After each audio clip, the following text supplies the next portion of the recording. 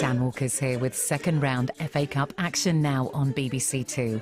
We're live for Salford City against Hartlepool United.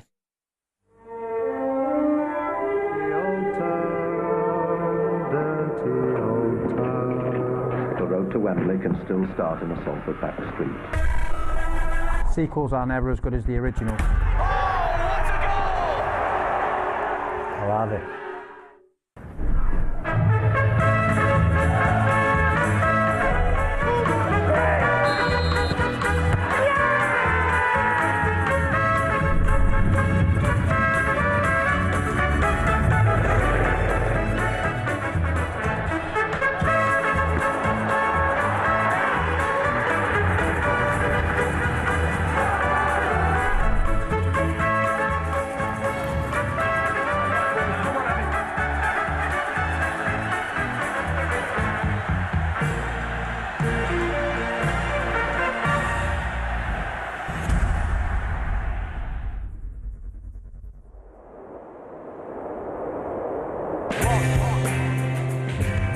Salford sun sang of Salford dirty, he sang of this town old, of loving folk who still salt the earth here, within a climate cold.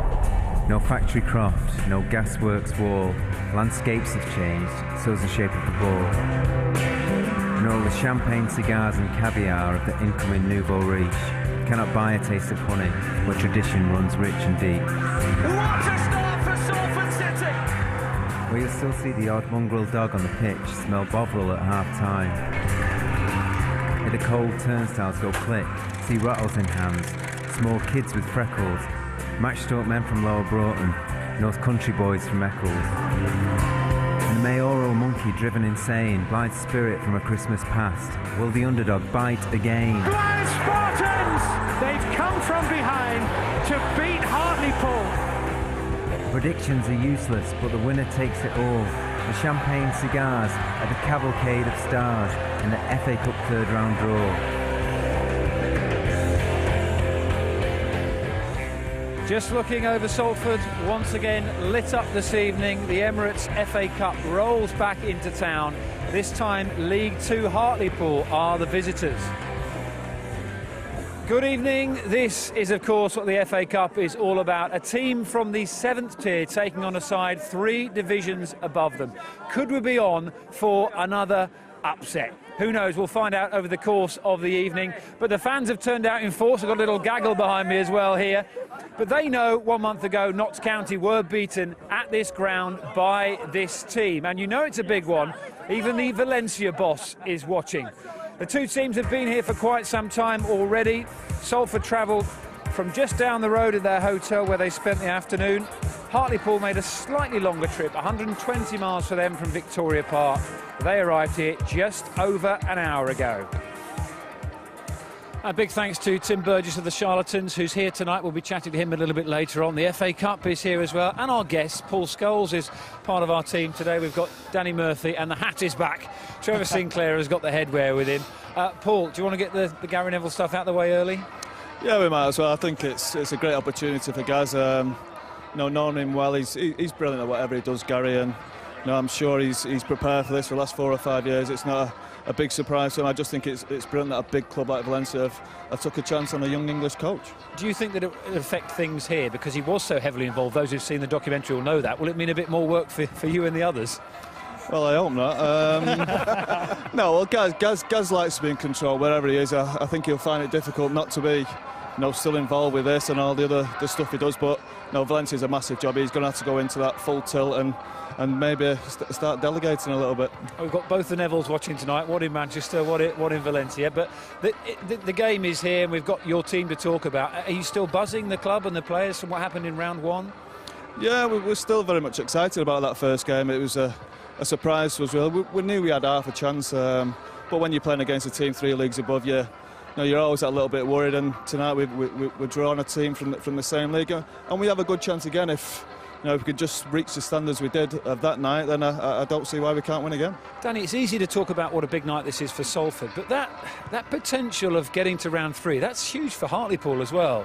Well, it's huge for the clubs, but for the players as well. I mean, I've been in the lower leagues, and you're desperate to get to that third round because you can ultimately end up with you know, playing in one of the biggest stadiums, the type of stadiums you dream of playing in. So someone can be a hero tonight, and that means financial reward for the club, hopefully, you know, moving forward. So a fantastic night in Prospect, and so many of these players will be desperate to be the one who gets their name in lights tonight. Salford, Trevor, will have that hunger to do it again, and we were there in round 2 when Blythe Spartans beat Hartlepool at this stage of the competition last year. Yeah, Ronnie Moore won't want a repeat of that. You know, it was a great performance actually by Hartlepool in the first half, and they could have been 6 or 7 up, but they just couldn't put the ball in the back of the net. Something that got similar problems with this season. Billy Painter is the usual centre forward for him, and he's out injured. He scored 7 goals from this season. I know him quite well. I'm doing my UAFB with him, and he's a good lad, but they're going to miss him dearly tonight. And if they can start scoring goals, they've got a chance. But you look at the average age, you know, the average age of the team that went out on Saturday was 23. The average age of the Salford team was 29. You know, I think if you ask me, when I played my best football, it was definitely 29. You know about the game a little bit better, technically, tactically, you're more aware, and I think they might be too much for Hartlepool tonight. With success, there's always expectation as well, isn't it? And people tonight, I remember the difference between round 1 and round 2. They believe that they can make round 3 tonight, and that makes a difference, doesn't it? Yeah, it probably does. I just hope the players don't believe that. No, we've had a decent run since that first game. It was a surprise for everyone, don't get me wrong, but no, I go watching League One football, bottom half of League One, and I don't think there's much difference between that standard and this standard. And no, we got beat 2-0 on Saturday as well, so that might be just a little kick up the backside. The lad needs just a reminder that, no, maybe they're not as good as they think they are. You talk about the players, let's learn a little bit more about one of them. Club captain Chris Lynch is out there. He has quite a juggling act to do, because gas canisters, explosives and a football career. Here's 24 hours in the life of Lynch.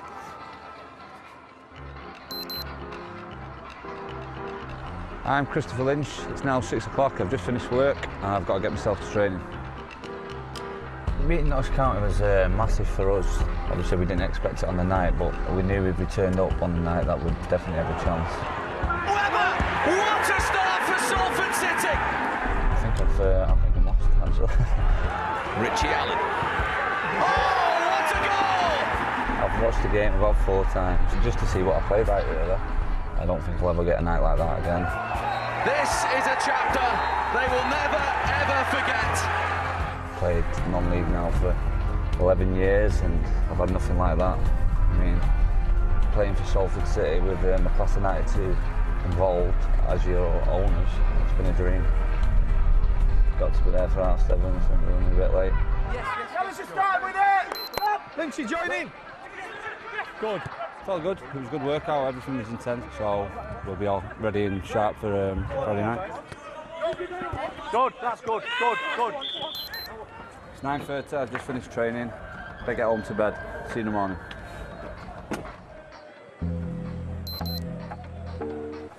We fill gas cylinders, so industrial gases.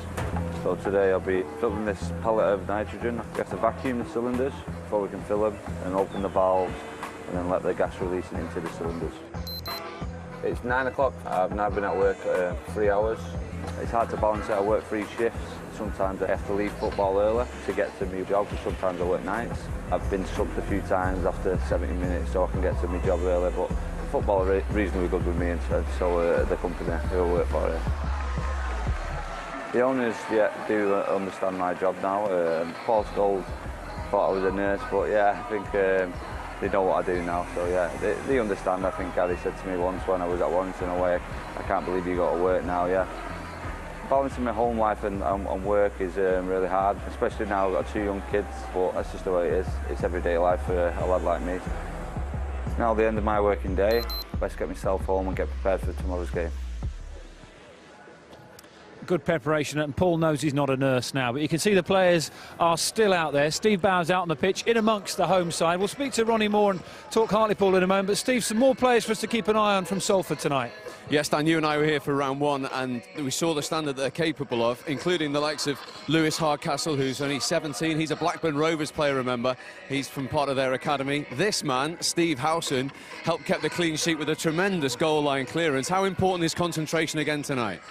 Massive, huge. We're all going to be under a lot of pressure and we just got to make sure we're switched on. You know, it's 90 minutes of football. Just keep our heads on it. And having done it once, does that make the mindset any different tonight?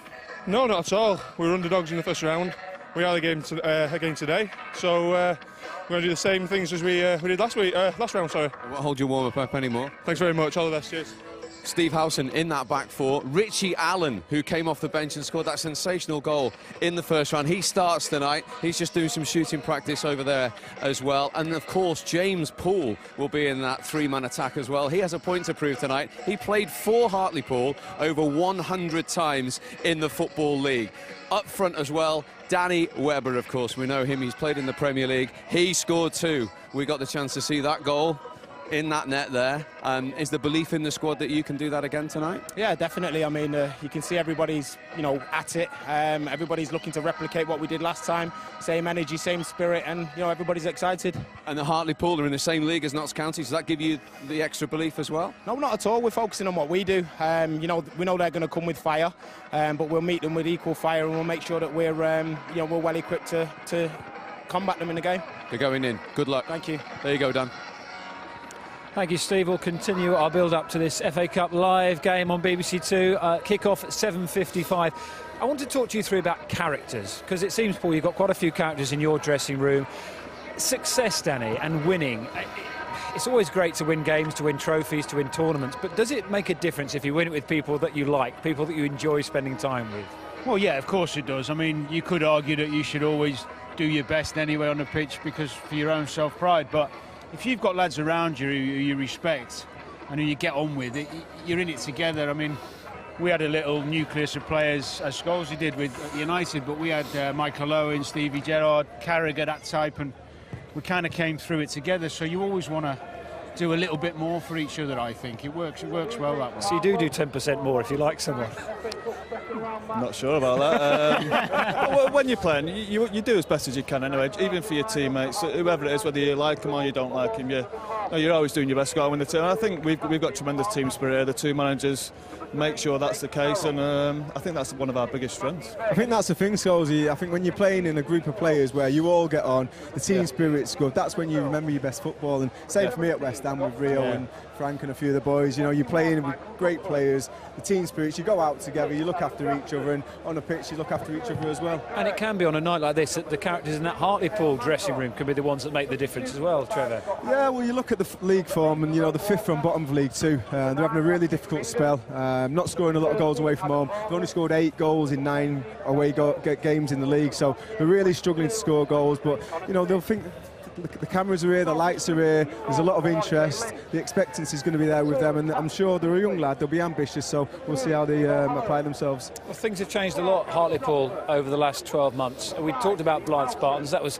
12 months ago in front of our cameras. They were knocked out by, Blythe Spartans knocked out Hartlepool. Out went Paul Murray, the manager. In came Ronnie Moore. We're going to hear now from a man who's hoping both his club and his family avoid a cup upset. I know it's the BBC, but this is Jeff Stelling. Right, come on, let's have you. Oh, the last one. You've got enough stuff. You brought your entire home with you. It is close to my heart, not just because my son plays, but a lot of these boys have played together for years and years and years. Robbie, you are the Carl Magnay of this team, OK? So we need you to keep holding. I know who that is. Yeah, I know you are. You play for Hartlepool. Hartlepool plays Salford City this week, so we want a cup double. For me, all right, for me. So I'm relying on you lot. Hartlepool, currently bottom of the Football League, against Blythe Spartans, the club who call themselves the most famous non-leaguers in the world. We were on the wrong end last season of a cup upset against Blythe Spartans. Would you like a little team talk from Alan Shearer? OK, Alex, over to you. Someone tonight is going to be a hero. Just make sure that hero comes from this dressing room. So, good luck, lads. Come on! Clearly, Alan's been sent to do a job. He's a northeastern boy, and these were 2 northeastern teams. He shouldn't have been in there. Pretty gutting, Alan Shearer. Wasn't in love with him after that team took, but, that's what the FA Cup's all about, I suppose. Trevor? Quite popular in these parts, isn't he? No, don't get off, Matt! Throw your hands into the air. Lewis, brilliant. Hartlepool have had some difficult times over the years, really, truly difficult times. Battles against relegation. We never say die. Escape was planned. The Great Escape was insane. I mean, just insane.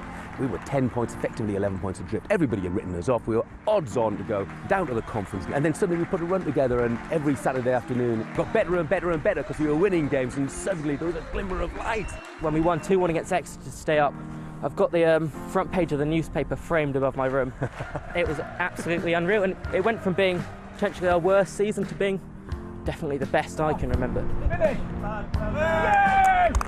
We don't want to make our annual appearance on BBC TV a losing one. It's a winning start this week for the Stellings and for Winchester, and all the boys are involved, and I'm just hoping that we can get one over on Gary and Phil Neville. I mean, you know, what do they know about management compared to me and Rob and Sean? This is the chance to reward the Hartlepool fans who've made the trip and those who are watching on TV, so I've got everything crossed. And we've been playing Hiltonbury, division below us. You know, they were obviously hoping for a cup giant killing. We won by 4 goals to 1, which just goes to show that giant killings don't always happen. 19 away for life. Don't worry, Jeff. No sign of Shearer anywhere near the dressing room. He's a good man, Mr. Stelling. We should say Saturday afternoon's Premier Football Service is back tomorrow. Final score, BBC One at 4:30.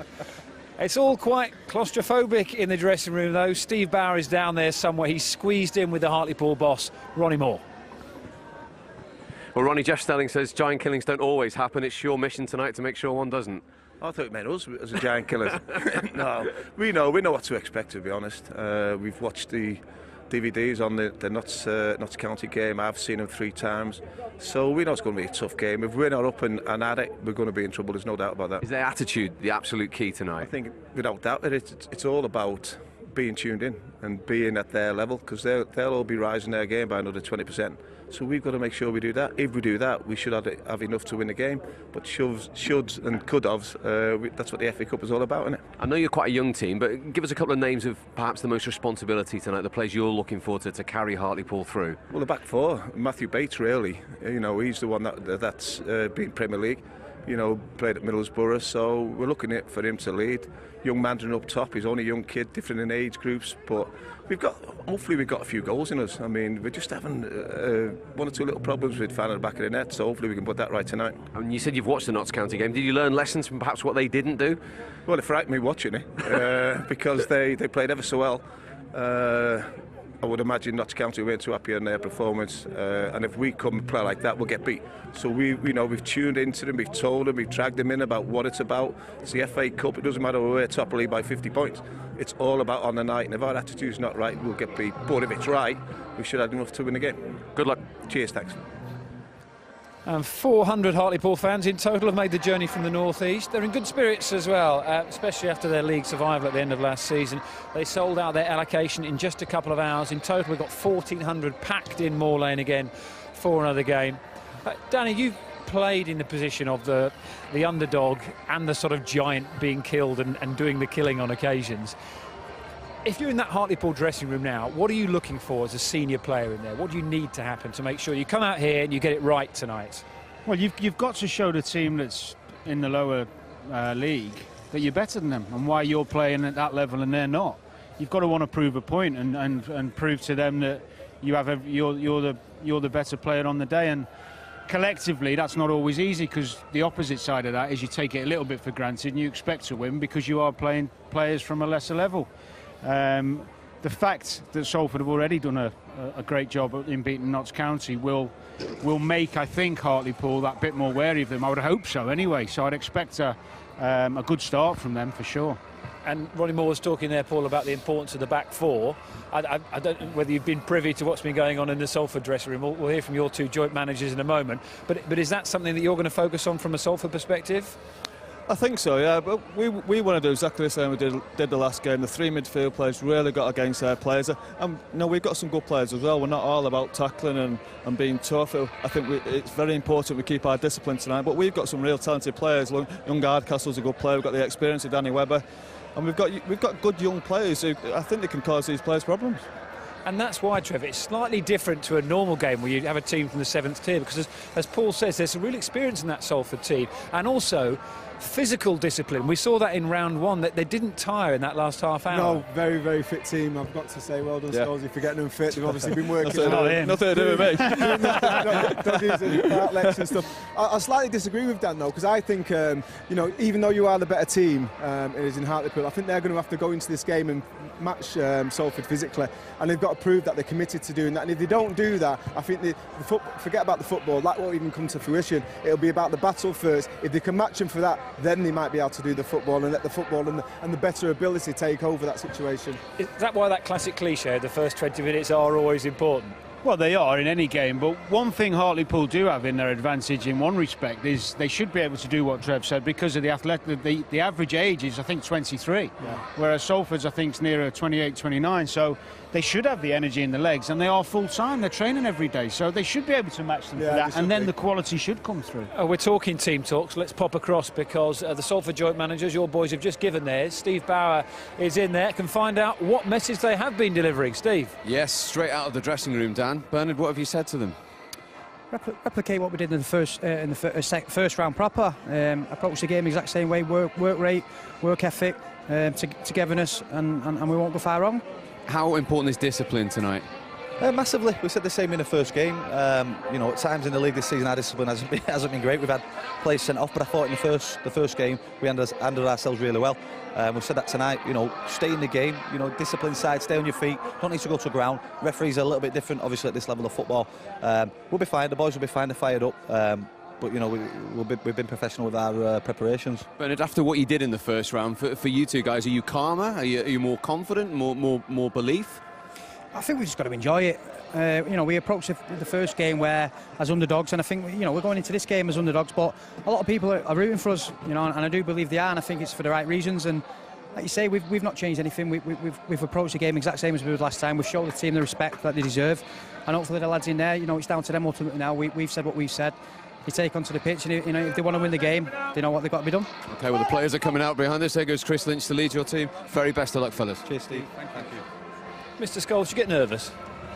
Not really, not anymore. When you're playing, you do, suppose, but when you're watching, there's not much you can do, is there? You're not in control of it, so no, I'm very relaxed. Did you ever get nervous when you know, the trophies here, you might have a little glance? The final's always a bit nerve-wracking, and also when I was in the lower leagues playing some of the big boys, you get a bit nervous, but it's excitement as well. It's a chance to be the star, isn't it? That's what they should all be thinking in there. OK, we are approaching kick-off. FA Cup second round. Can Salford do it again?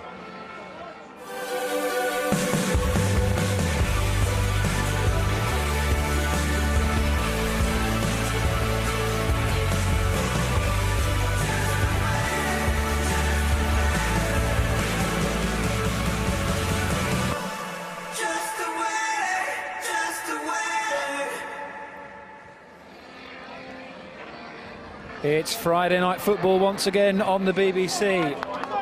Salford City taking on Hartlepool United for a place in the third round. Let's join our FA Cup commentary team tonight. It's Kevin Kilban, and he's alongside Simon Brotherton. Thank you, Dan. Evening, everyone. So the adventure that's putting Salford on the football map continues with the third round very much on the horizon. Salford itself is the second most populous city in the country after Wakefield without a league club, but with owners who have desire, means and a strategy. Who knows what the future may bring? Well, it may be overshadowed by Manchester, but the city of Salford is immortalised in Lowry's paintings and by the song Dirty Old Town, the Pogues version of which always greets the players out onto the pitch.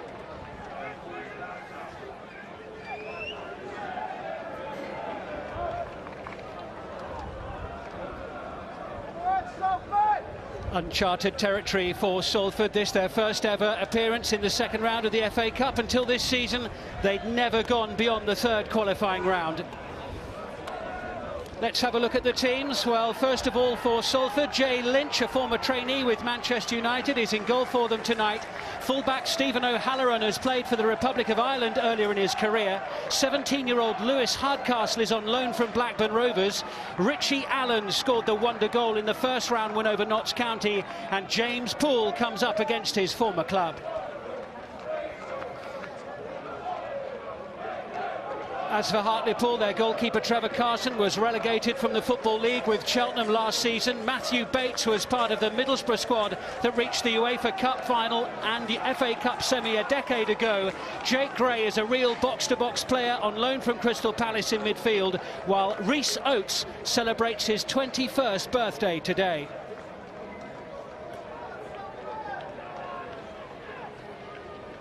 Well, there's the Hartlepool manager, Ronnie, a managerial veteran of almost 900 games. Anthony Johnson and Bernard Morley, somewhat fewer than that, but they've certainly made a massive impact at Salford since taking over in January. Jordan Hulme started the Notts County game. He's on the bench today for Salford, having been unwell over the last couple of days. Hartlepool's bench includes 19-year-old Brad Walker, who was named in the Football League's Team of Emerging Talent last season. Gavin Ward is our referee tonight. The last 4 games he's taken charge of have been in the Championship. Most recently, the leaders Brighton at home to Birmingham City last Saturday afternoon. Well, there's Richie Allen, who scored that fantastic individual goal, the second of 2 in the first round win over Notts County, having come off the bench. There's Anthony Johnson, part of the managerial duo for Salford. Salford in the red and white. The new owners changing the colours from tangerine to red and white when they took over. And Hartlepool all in blue of League 2, playing their football 3 levels higher than tonight's opponents, but they have lost 4 of the last 5 in the league, and they sit 5th bottom of the Football League.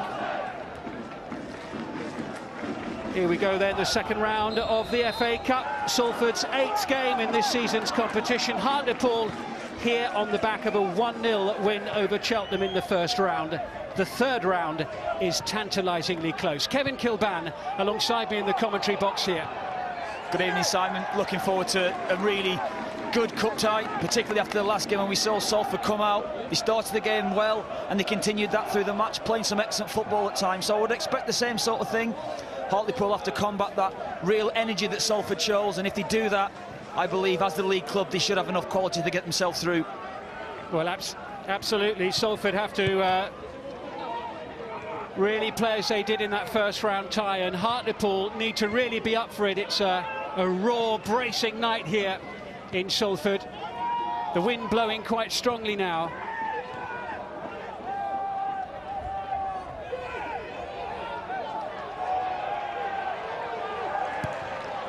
The ball launched forward by Steve Howson from the back. Little header down by Burton, and it's forward there towards Danny Webber. Webber, scorer of the opening goal in the last round, and his experience vital on a night like this. Yeah, it was very noticeable in the first game how much damage he did to Notts County's back two centre-halves. I think his movement was excellent, and he's always looking to stretch the opposition with his pace, with his ability, and of course he has that little knack of getting a goal as well.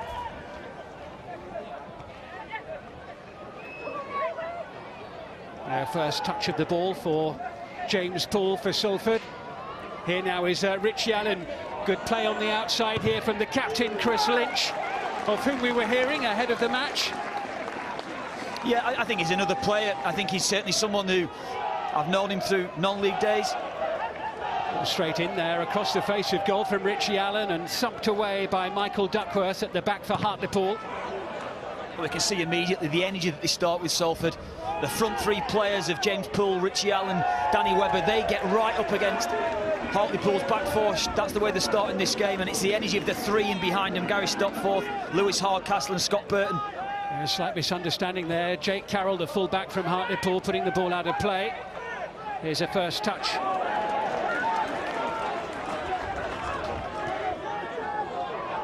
And now there's space here for Richie Allen. Perhaps trying to carve open a shooting opportunity. Scott Burton was nearby. It's still with Allen. Now Lynch. Here's Poole. And the referee will blow their first foul of the night from Scott Burton, who got himself booked in that first round tie as well. Yeah, Scott Burton having a go at his striker there. Mikael Mandron just saying about holding the ball. He wants to try and get hold of it, get his first touch right. It's not allowing the Hartlepool midfielders to get up behind the ball. Nicky back there in the middle of your picture among those watching tonight.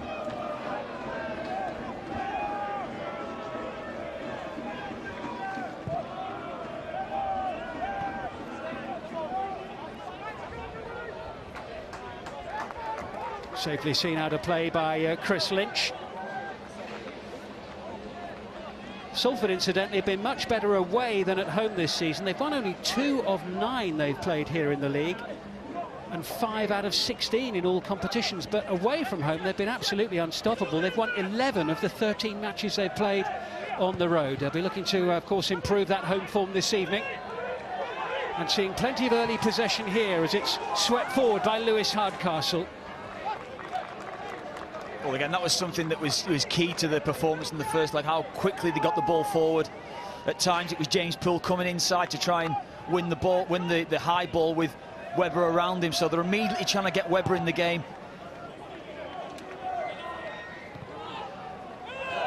Carson's kick collected by Poole, who was rapidly upended. Yeah, Ronnie Allen speaking before the game, saying the key to, I think, his performance tonight is the back four, particularly with Matthew Bates and Adam Jackson. Bates himself, regular for Middlesbrough, good for years ago. He's had a really bad time with injury, but he's a real talent. Well, they need all his experience, won't they? Matthew Bates at the back four.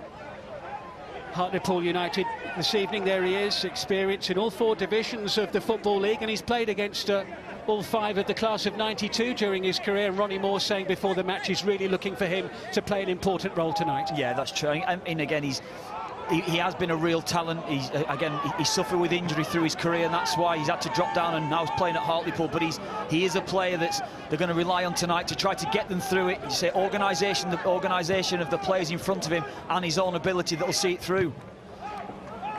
Thumped away by Andy Dawson from the back. Poole now sweeping it forward. Here's Danny Webber going after it, and then swiftly across for Hartlepool, Adam Jackson. Jackson playing alongside Bates, and Jackson on loan from Middlesbrough, just 21 years of age. Made his debut in the first round tie. Here now is Hardcastle. Done really well, and he's won the first corner of the match. The one thing that Salford are doing at the moment, they're winning the second balls.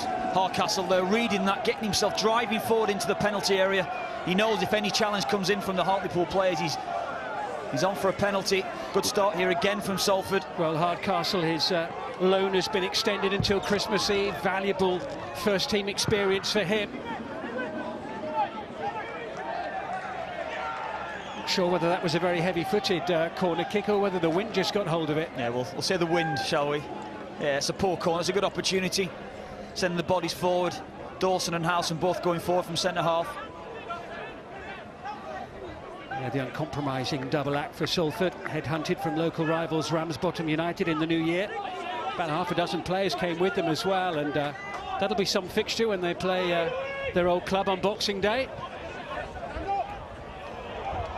But now Hartlepool pushing forward for the first time. It's Rhys Oates all the way into the box, and down he goes. And Hartlepool United have got a penalty here from their first attack of the match. Right, it's a brilliant run from Oates. Skipped away initially from Dawson, drove into the penalty area. Excellent. Bypass Steve Howson there, and then Dawson came in and stuck his leg out. Well, he's just going to open his body out. He wants to try to get back onto his right foot. So you say Howson comes over, makes the challenge. It's a poor challenge. Good start, though. And Rhys Oates,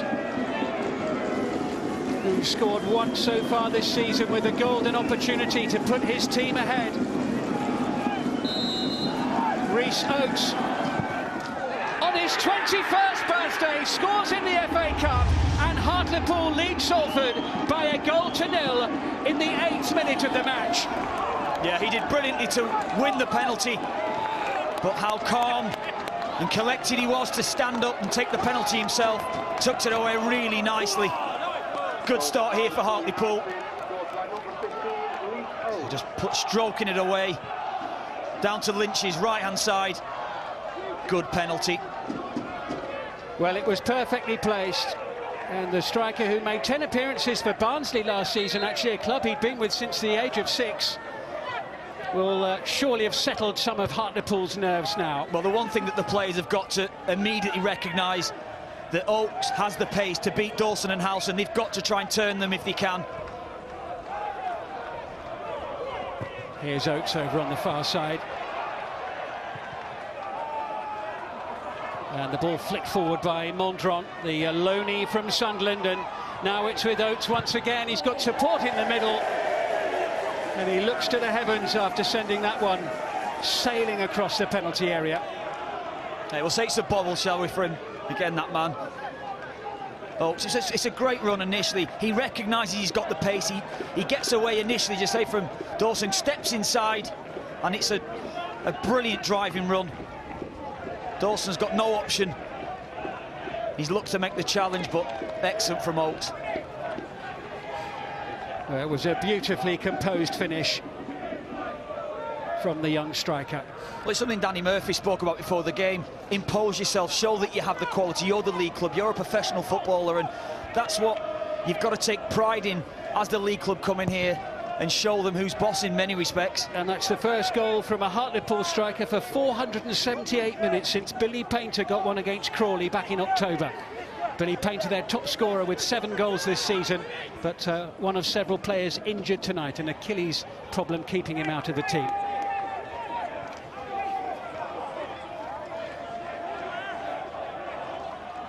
Test here for Salford now, but I suppose the good point from their view is the fact that there's a long way to go in this one. It's a big test, it is, of course. So Rhys Oates has got them on the front foot now. He's got them a little bit more relaxed, the Hartlepool players, but they've got to compose themselves as a side now, Salford, and try to get themselves back in the game. It's not necessarily a quick fix. Stay in the game now, and when the chance comes, can they take it? 1,400 people packed into Moor Lane for this one. 350 of them supporting Hartlepool United, and so far glad they made the journey.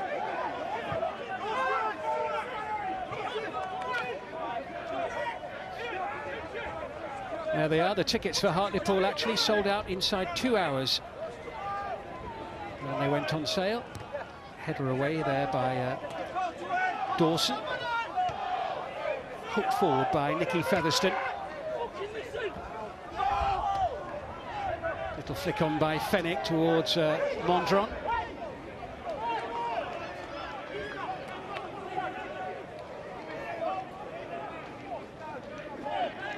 Jay Lynch, the Salford goalkeeper, mentioned before the match, a former trainee at Manchester United, had a spell at Bolton Wanderers as well, and was on the bench 3 times for them in the Premier League 4 seasons ago.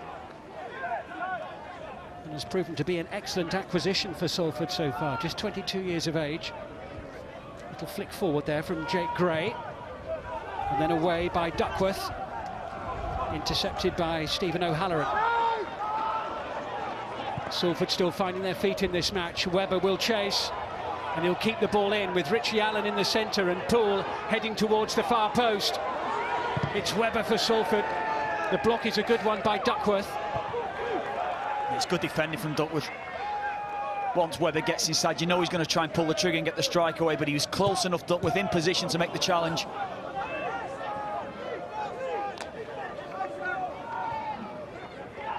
Here's Lewis Hardcastle, the 17-year-old from Blackburn Rovers. Forward there by Steve Howson. Webber.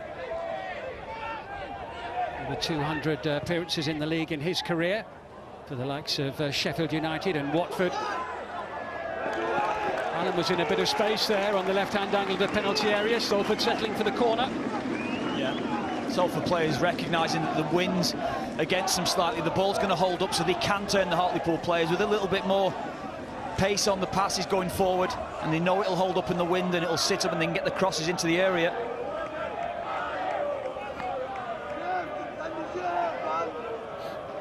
The 2 central defenders up for this one.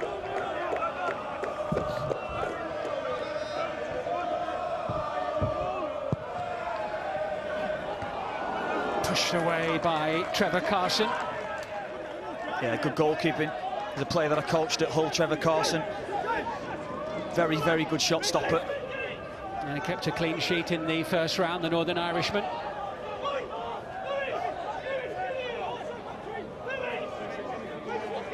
Kept it pretty tight at the back since he's been in goal. They conceded just 10 in 7 league matches. Headed away by Bates. Mandron there, the young Frenchman, struggling to keep his footing. Well, he knows he's in a battle there. Lynch wins the throw. Well, every time the ball's played into Mandron at the moment, there's 2 or 3 Salford players immediately round him. They're making a challenge, and he's finding it difficult to get into the game, the big striker. We'll chase. It's away, though, by Adam Jackson.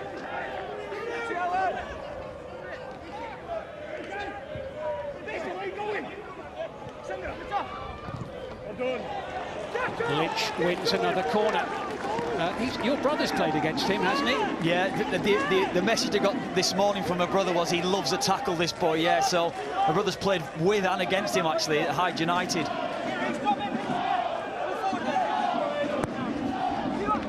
Dangerous looking one, and Carson tries to get his fist on that one. Back in by Danny Webber. Plenty of blue shirts back behind the ball, queuing up to get it away.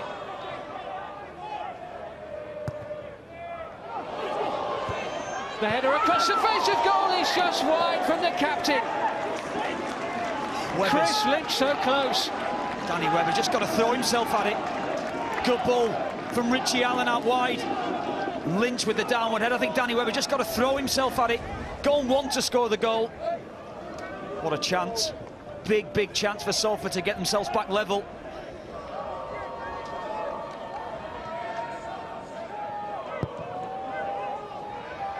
Well, that was better from Salford as they try and find a route back into this game. 15 minutes played, and that early penalty from Rhys Oates separates the two sides. One in the air by Richie Allen. Here now is Poole up against his former club. Played 99 times for Hartlepool before leaving them last year.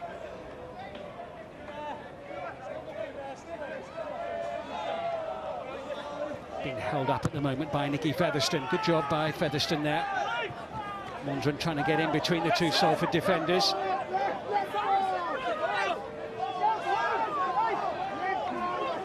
Mandron on loan from Sunderland. He's been with them for about 3 years.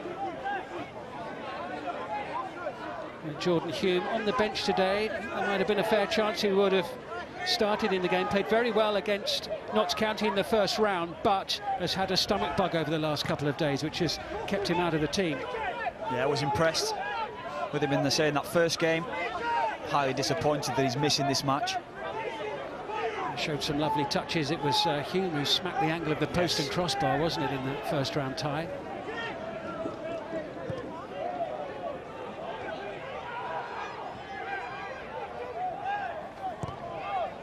Launch forward by Howson.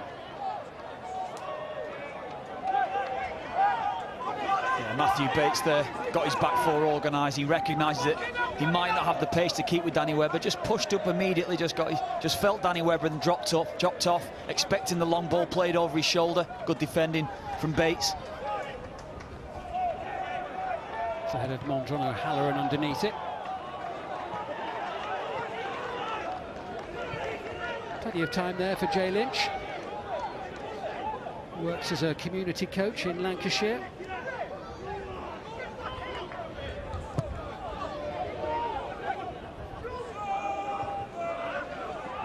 And decisively one in the air by Adam Jackson, former captain of Middlesbrough's under-21 side.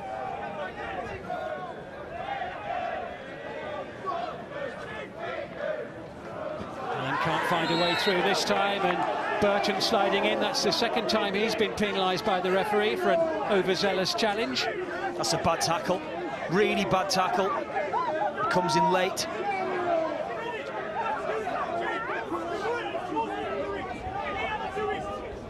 So the Magnay just comes and takes the ball, and that's very, very late. From Burton, you say he comes in. A shocker, really. He was, I think, very unlucky to be booked in the first round, but he was rather fortunate to avoid one there. Very, very lucky. It's a poor challenge. Well, he's one tackle away from a yellow for sure. But it's Jake Carroll who's going to take this free kick for Hartlepool United. Ronnie Moore signing from Huddersfield back in June. Carroll actually was tipped to score a fair few goals by his manager this season, but yet to open his account for his new club.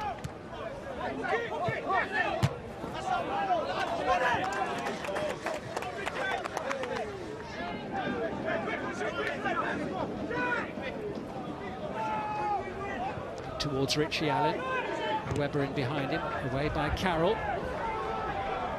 Bouncing to Rhys Oates, the scorer of the penalty, and gaining ground here, and Mikael Mandron rather wasting that opportunity.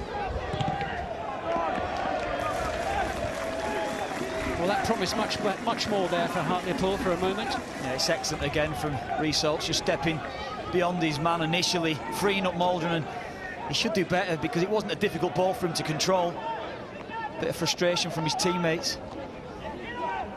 Well, amazing to think when you see 1,400 people inside this stadium, this ground, that in the first qualifying round against Whitby here, it was a 1-1 draw, and Salford played before 255 people. Here's James Poole. Poole up against Carroll. Well, he looked like he'd done the hard part, but it will be a goal kick. Well, he did well initially. He's feigned across James Poole. Jake Carroll didn't really know whether he was going to cross it initially, but he just knocked it beyond him. Once he got into a better position out wide, you see there, just a little knock beyond him. Give him the benefit of that, another bobble. I think Poole's been trying to play the mind game since the draw was made with some of his old teammates, certainly Michael Duckworth, saying that Poole had been trying to get into his head over the last 2 or 3 weeks.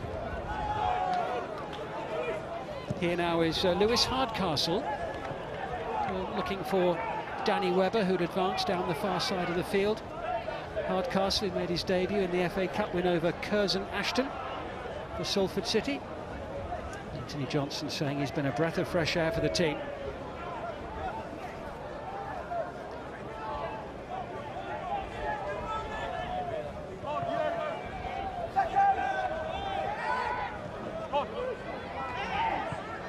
Webber trying to hold Mandron off from the ball. He gets the better of Hardcastle.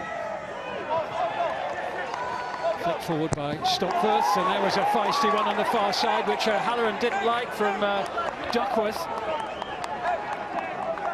That was a real meaty challenge, wasn't it? Duckworth goes in, or Halloran, he's over the top a little bit, the ball as well.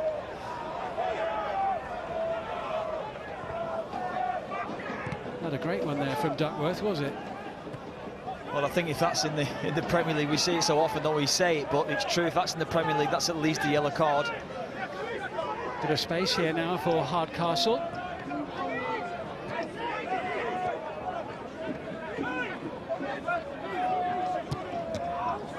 Dawson gives the ball away. It's collected by Magnay. Again, it breaks down for Hartlepool. Magnay was injured. He got a bang near his eye last weekend, which to a certain extent threatened his participation in this match, but it's just the fact it was too painful for him to head the ball for a while, but he was okay. No way he was going to miss a game like this.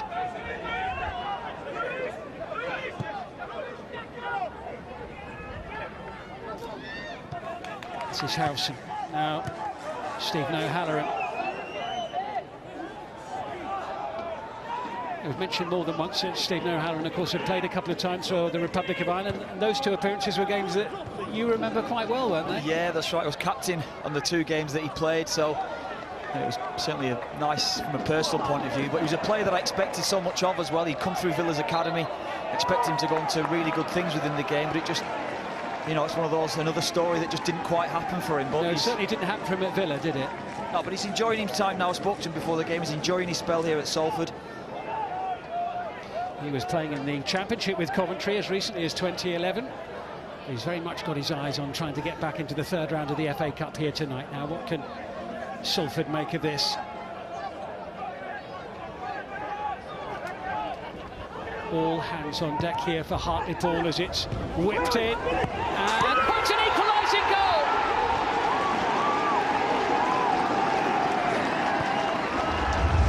Stephen O'Halloran was in there from 6 yards as the ball dropped from the free kick. Salford level midway through the first half. They're right back in the game. Well, it's just another ball played in with pace into the area. Hartlepool have struggled with a couple of the balls played in up to now, but credit to Stephen O'Halloran. It's a lovely ball. It's played in with pace. Certainly no offside. And once it comes down, he just reacts. The downward header from Andrew Dawson. He's the one that wins the challenge. He makes that happen. And O'Halloran just reacts, gets across his man with his weaker right foot as well. But what a good goal. Good response here from Salford. Well, we were talking about him in the lead up to that free kick, and what a time to score your first goal for your new club, Stephen O'Halloran. Salford 1, Hartlepool 1.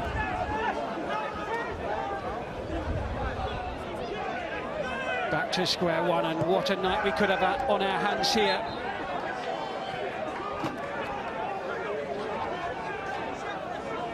O'Halloran very quick to pounce there. Again, it's just a reaction, isn't it? He just sees Dawson as he goes up, wins the header, and he's on the move in the penalty area. Finishes it like any good striker would. That's why I had a second look to make sure that it was him. I was just saying myself, looking for the number.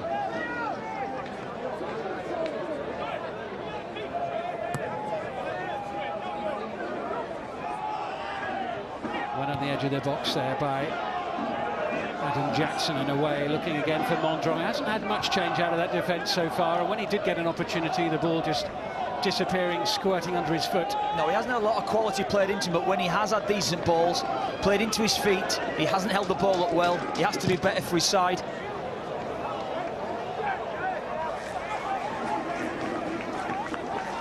Well, they'll be feeling a bit happier now, won't they? No, it gives them great belief now, doesn't it? I spoke about it before, stay in the game as well. Important that you just don't go and try and throw bodies forward, trying to get yourself back in the game too quickly and leave yourself too exposed. You've not done that, Salford. They've been disciplined, and it comes from a set play. Well, just a couple of minutes after being dumped on the seat of his pants on the halfway line, the perfect response from Stephen O'Halloran for Salford City. 1-1, finally poised in this FA Cup second round tie.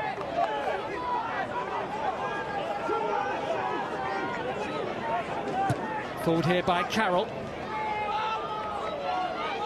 Looking for the run of Magnay. Ball not reaching Fenwick. Jackson quickly in there ahead of Poole. The game's very much been played in the middle third at the moment. Well, all smiles now for Paul Scholes and all those in the home areas of the ground, and this is why, as O'Halloran pounced. It's a good finish, actually, isn't it? He's just on the move in the area. The defender doesn't react, and O'Halloran gets across his man. Actually, Jake Gray, isn't it? He gets across him and he finishes it well.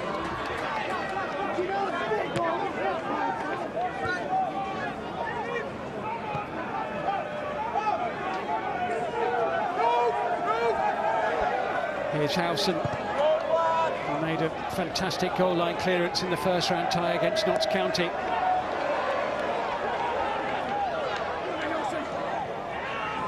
O'Halloran trying to bring the ball forward.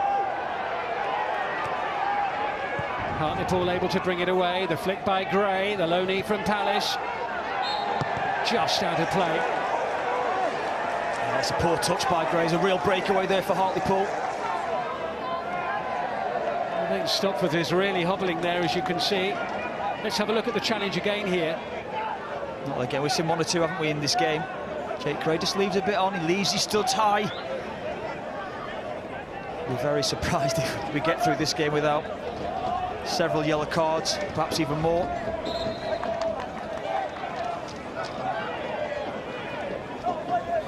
There's Tim Burgess, the lead singer from the Charlatans. Salford born, enjoying his night out.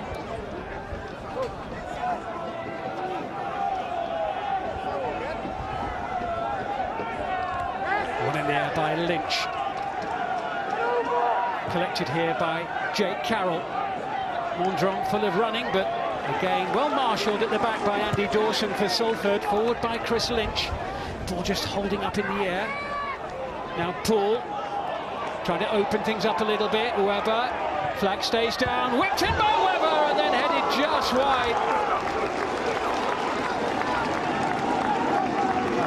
Another ball played forward in behind Hartlepoole's defence. As you said before, it's sitting up in the breeze. Good ball forward. Webber is onside, pulls away to the left-hand side. Tell you what, Kevin, great running here by Stopforth, who was down on the ground just a minute or so before. Yeah, it is, and he's got a desire to get on the end of it. Gets across his man again. Pressure inside the penalty area again. Lynch throwing himself at the ball.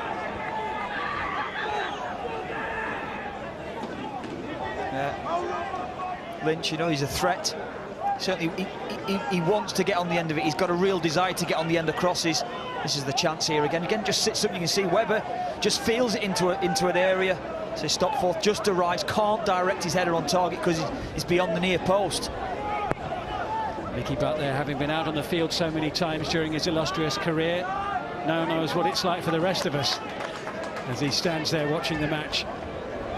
Paul Scholes said before the game he's not nervous coming into these matches, perhaps as a player he was, but I think it's probably worse when you're watching the team that you desperately want to win because you can't have any influence on it. This is Salford's 30th match of the season. They've won just over half of them, and it's a match that they are more than holding their own in thus far. Without a doubt. Again, it's very few chances really in the game. Hartlepool getting that penalty, getting themselves in front. But you've got to credit Salford for getting themselves back into the game in the manner in which they have. Richie Allen unsure which way to turn, and Rhys Oates has done well here. Good play by Oates. Now it's Gray. Scored twice in their 3-1 win over Leyton Orient recently.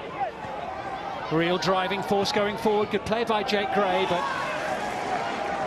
comfortable for Steve Howson, again in the right place at the right time. Yeah, Jake Gray's got energy. He can get forward, he can get beyond Mandron at times. I think that's the one thing that they have to try to do. Try to get Mandron to hold the ball up and allow those midfield runners with the energy that they have to get beyond him. Launched forward by Andy Dawson. Bates deciding to leave it.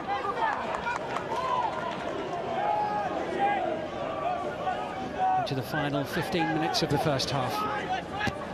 Fenwick. Now Carroll.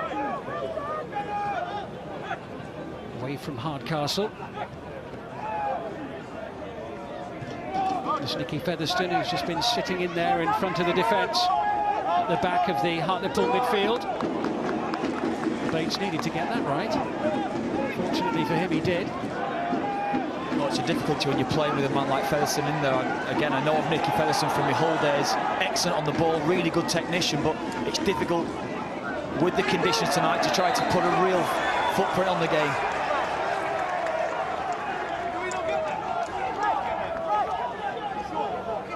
Duckworth fouled, Hartlepool's free kick. I think that's a bit of retribution. Duckworth put a couple of really strong challenges in himself.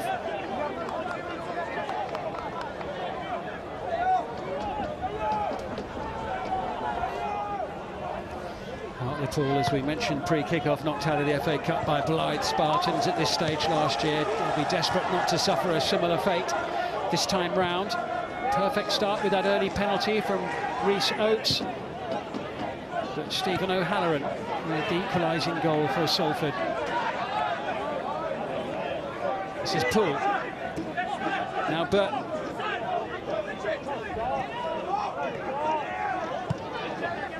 Lynch.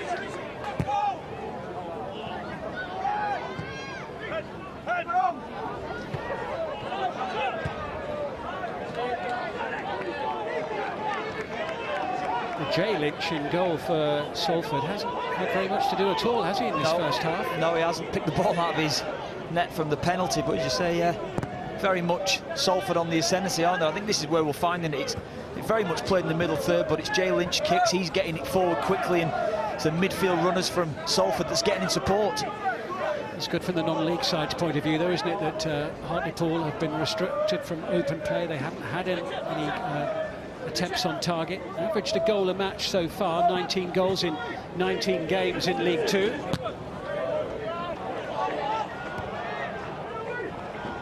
Salford, other than the scoreline, just shading the play so far. But here comes Oates.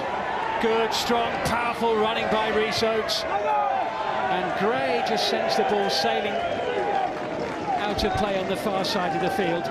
He just delayed his pass, didn't he? He's really elegant football. You can see he's got real quality. Skips away from Hardcastle initially, but you can see the pace that he's got when he gets into full flow.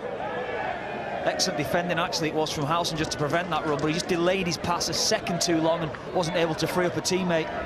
Yeah, Rhys Oates, one of 2 ever presents in the league so far, along with Jake Carroll for Hartlepool. You can see how important he is to their side as it's flicked forward by Webber. Poole will chase up against Jackson. Has a little look at the referee, but Gavin Ward says no penalty. And Hartlepool quick to break, but it's off the head of Mandron and back with Jay Lynch. Well, I think Poole had recognised that Trevor Carson has started to come off his line. Good ball played forward from Allen. When Allen gets through, you see, it's a good challenge. It's a good challenge. He gets his body across. Jackson initially just gets across. Could have been a foul, but it's good defending. It is good defending. Yeah, and the right decision from yes, the it officials. is. I just think Poole, I think he got his head up. He's seen Carson off his line. Just didn't have the pace to get on the end of it.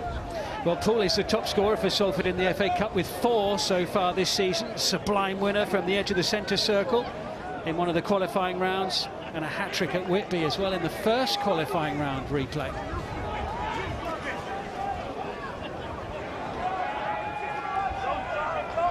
It's the 4th qualifying round that his wonder strike beat Southport, who are 2 divisions above them. That put them through to the first round where they played Notts County. This is Hardcastle just being muscled out of it a little bit. Now Featherstone picking out Carl Magnay. Here now is Fenwick. Featherstone. Now Bates moving forward. Oates. Inside the last 10 minutes of the first half, whipped in towards Mandron. First real chance that they've had to get the foot on the ball. Hartlepool make 2 or 3 passes. So Bates stepping in from defence. He's the threat though. Rhys Oates, he's the real threat in this side.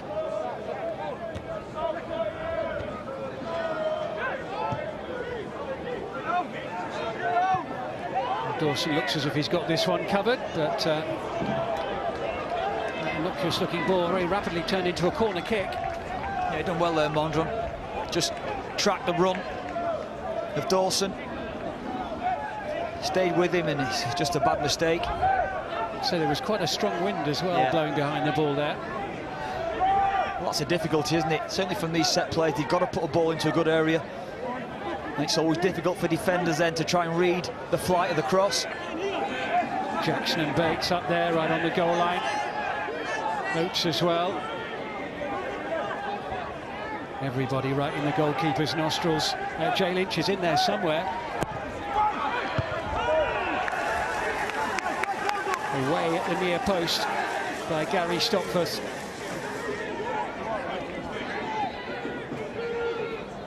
A thicket of players there right on the goal line. Look at that. Well, you can see what he's trying to do. Just put it into the bodies there with real pace as well. Hopefully one of your teammates can get on the end of it, but if not, perhaps even the opposition divert it goalwards themselves.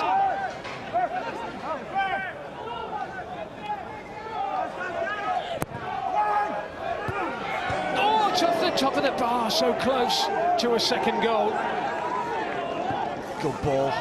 Excellent ball played in. So,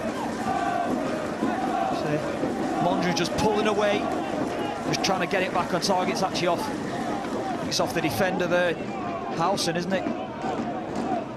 Howson just directing it back on towards his goal. Something that I spoke about before, saying if you put it in with real pace, if one of your teammates can't get on the end of it, make it difficult for the opposition as well, and that's what they've done. Salford survived that little scare, and now Webber will try to get things moving on the far side. Hardcastle beaten to it, Salford with the throw.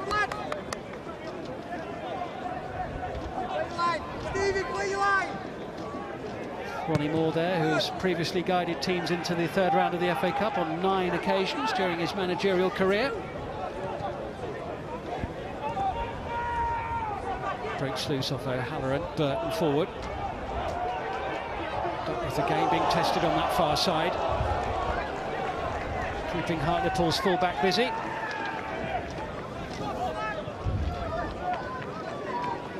Again, the wind causing problems, holding up. Good defending from Duckworth, tracking the run from O'Halloran. Duckworth, a player signed by Hartlepool from non-league Bradford Park Avenue. Bradford Park Avenue, one of the teams that Salford City have beaten in the Cup this season. Carried by Stopforth. Here's Carroll.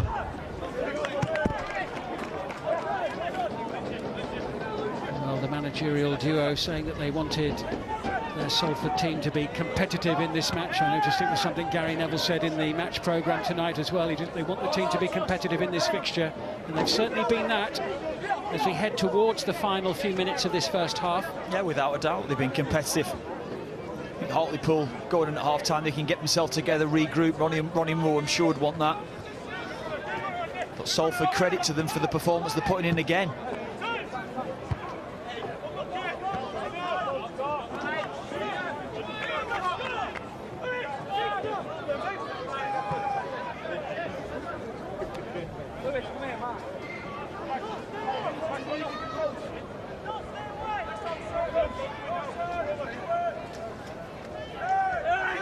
Carroll's throw straight onto the head of Lynch. Free kick given by referee Gavin Ward.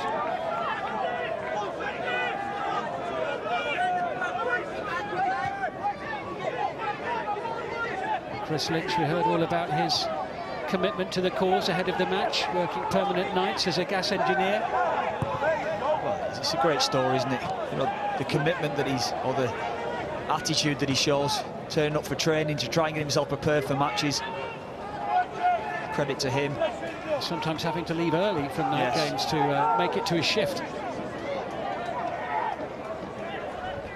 Nicky Featherstone using Duckworth on the far side. Ball in towards Mandron. Magnay will chase.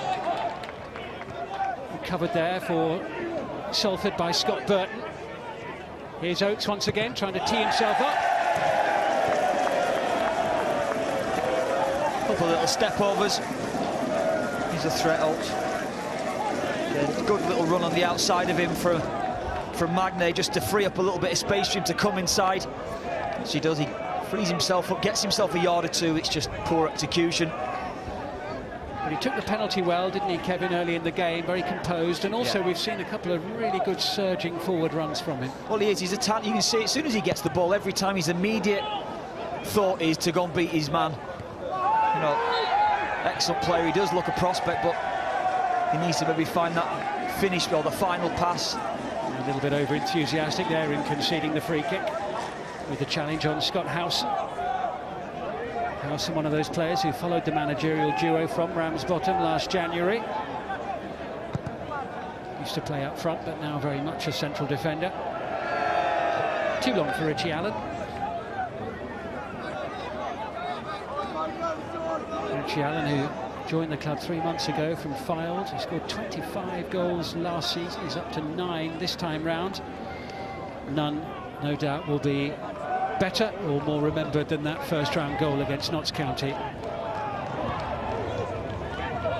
Webber beaten to it by Jake Carroll. This is Burton. Mandron. Little bit of space here. Magnay. He's got Fenwick on the near side. Waits for support from Jake Carroll.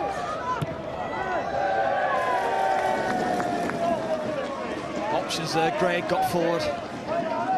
Magnay chose the wrong option there initially. That's a threat that they do carry. When they do get a little bit out of shape, a little bit disjointed, Salford, that's when Hartlepool have got to try and exploit that.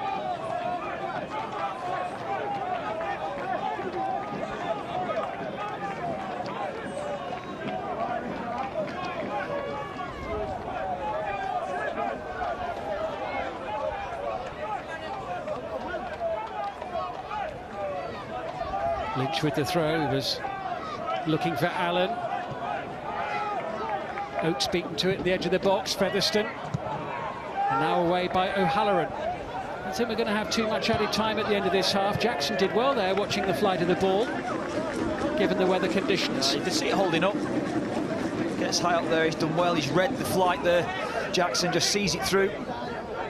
Two T-siders at the heart of the Hartlepool defence.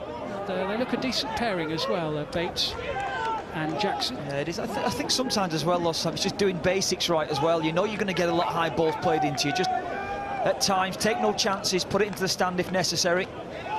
And of course, Bates, the senior partner out of the two. Bags of experience.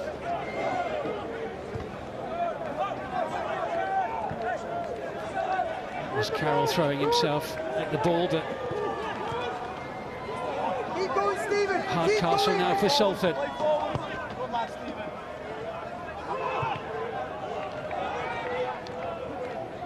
Long chase for Gary Stopforth, and it will be a throw-in to Salford, who are on the front foot here inside the final minute of the opening 45. Just said it, didn't know, with Jackson, just put it out sometimes. At least it allows yourself to get regrouped, get your shape back for the side. Matthew Bates immediately organising his side in front of him.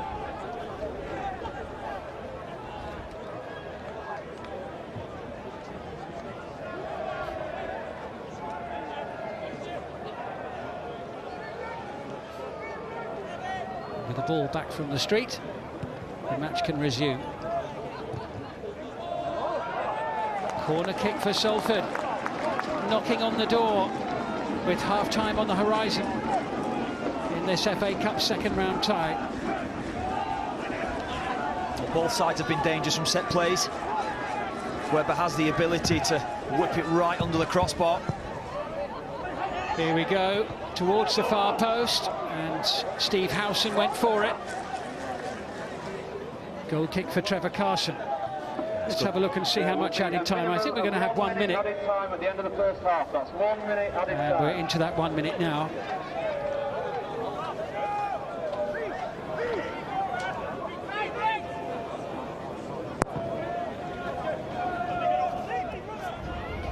Distance, the wind carrying that one forward.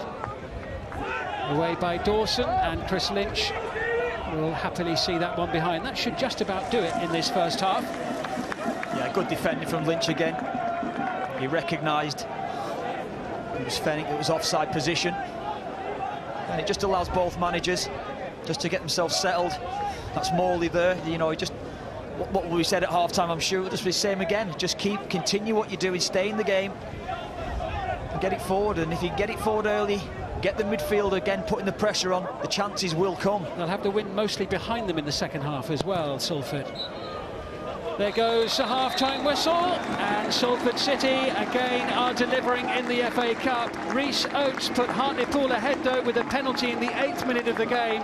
Perfectly placed, but Stephen O'Halloran with his first goal for Salford, pouncing 6 yards out to draw them level. All to play for in the second half, with a place in the third round at stake. At half-time, it's Salford City 1, Hartlepool 1. Well, it was 0-0 at half-time a month ago. Remember that? We've had 2 goals here already on another slice of Friday night football. An early penalty for League 2 Hartlepool. Rhys Oates giving the away team the lead. Salford, though, have had over 60% possession, and they are level through Stephen O'Halloran. And we are perfectly set up for what should be a cracking second half. Trevor Sinclair and Danny Murphy both very much enjoyed watching that first half. Trevor, your assessment of the first 45 minutes, it's been fascinating to watch, hasn't it? Great game. I think both teams are there. They've turned up, no shrinking violets. They're both at it. I just think Salford have got the better quality. They've got a better game plan, and they're executing it better for me. And you know, all the possession has been down in the Hartlepool half, and Salford have been knocking on the door for the second goal.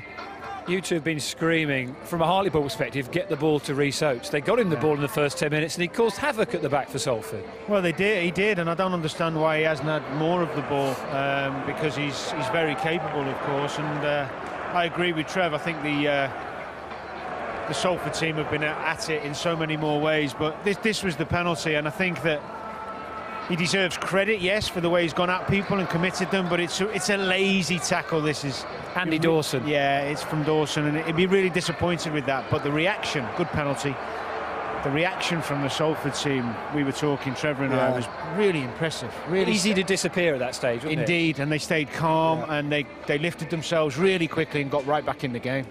A lot of set pieces for Salford. You said they had a lot of the ball, and they played some of the good football in there. And set pieces were causing a problem for Hartlepool at the other end, Trevor. Absolutely, and they're putting the ball into the right areas. The quality of the ball into the 6-yard box has been great, and they're causing all kinds of problems. As we can see, again, it just causes panic. As soon as you put that ball into that kind of area with that kind of whip and pace, it's difficult for any team, especially when you've got big bodies in there like Dawson and Howson.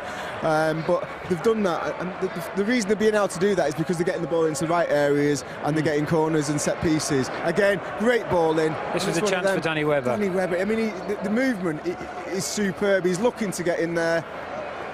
You can see he knows what's happening. He's thinking, I'm anticipating this, and he just can't get there. You know, he's had a goal. Eventually comes from a set piece for Stephen O'Halloran. Yeah, it's a good finish, but a great knockdown as well. And that had been coming from the set play. And it's a training ground one. You can see they've been working on that. Put it in at the far post and get bodies in there for the second balls. It is, but the thing, you know what's most impressive is the quality of set plays has been really good, because at this level people sometimes talk about the lack of quality, but not tonight. It's been really good. I've been really impressed with them, I have to say. I think Ryan Giggs actually went to O'Halloran's house to sign him in person. I think that did he really? Yeah, worth the journey then. Yeah. And in terms of set pieces at this end, we said that Hartlepool didn't too much, but when they did have their two corners of the half, you could see there's a definite game plan to rattle the Salford goalkeeper. Yeah, indeed. They've seen a weakness, I think, in terms of or maybe they're just using the wind. They've put so many bodies on the line for the corner to be whipped in, and as you can see, they've caused the problem. The keeper doesn't come off his line. Maybe it's something they've noticed in previous games from Hartlepool, but they'll be looking to use that more in the second half if they can get into the final third. Yeah, exactly. Up till now, they haven't done. I mean, Trevor and I were talking as the Hartlepool players walked off. They're arguing with each other because they're second best at the moment. And that will hurt. They're fuming with each other, and it's one of them where, I don't think they've bottled out of anything. I think they're here and they've stood up to be counted. I just think that it's not even not more committed Salford players. I just think they've got better quality, and they're showing that they've got better experience. Like I said, the average age is 29 compared to Hartlepool's 23, and I think that's showing. It looks like men against boys in a lot of ways. Tactically better as well. They seem to have a game plan. So does that say a lot about Salford? Does that say a lot about the standard of League Two? Because Paul Scholes was standing here before the game and he said, I don't see much difference between Salford and teams that play in League One and League Two at the moment. Well, I mean, you're looking at the lower part of League Two, aren't we, at the moment? So I think League One is a step up, if I'm honest. I've seen some good quality in League One, even recently. So maybe not. I think tonight, one thing is for sure is that Salford won it, and they want that third round, and you can see it in each and every one of them, and at the moment they look favourites to go through. And just touching on what Dan's just said there, from my experience in the Evo Stick League, I think, talking about quality, I said to you, didn't I, earlier, I think the quality's there, it's just that they usually get fatigued easier, and as soon as the fatigue comes in, the decision making, the quality of the passes is not quite there. But I think Salford look a fit team, so I don't think that's coming into play. You've both used the word quality to describe some of Danny Webber's play tonight, and again there's a clear tactical plan which has changed a bit from round one as to how to best use Danny Webber tonight. Yeah, I mean, you've got to give credit to Jono and Bernard, the managers of Salford, because when they played against Notts County was small at the back, and they hung it up and they got it into them areas and they got second balls. For this game, obviously the back four for Hartlepool are huge, so what they've said is don't do that tactic, let's get them turned. As you can see, Danny Webber just pulling into the channels there, staying onside, using all his experience, getting into them channels, and they're causing the Hartlepool defence so much trouble, running towards their own goal like any defender doesn't want to do. And they're getting the rewards for it, and obviously, as you see there, chances coming in, but it all comes from that initial game plan, getting the ball turned, getting it into the channels and seeing if they like sprinting after the ball. Ronnie Moore said his back four would be important, Danny, and it has been proved that way. Yeah, it has, and I agree with Trev. They have stood up to be counted. It's not like they're not battling, but for Salford now, the key is going to be, can they maintain that level of intensity? Here's the dressing room. Can they maintain that level of intensity in terms of the pressing, in terms of the running in behind? Trev suggests they can, and we'll have to wait and see. I think they can. I hope we've not got sound into that dressing room, because I think there'll be a few expletives. We've cut the microphone, Trevor. No, but listen, obviously they've got to get the tactics right. Second half, they need more of the same, I think, Salford. Yeah. I think for Hartlepool, they need to get the ball down, try and get the ball out to Oates, as he said, early doors, so he's got room to sprint into behind, because if he gets them legs open, we've just seen what he can do. He's got legs to burn. OK, time for a bit more magic of the cup for you now. Remember Jamie Raven from round one? He's been at it again, this time with Stourbridge. The FA Cup arrives in Stourbridge this weekend, and I want to show these players that the cup, like magic, is all about believing in yourself. Do that and anything is possible.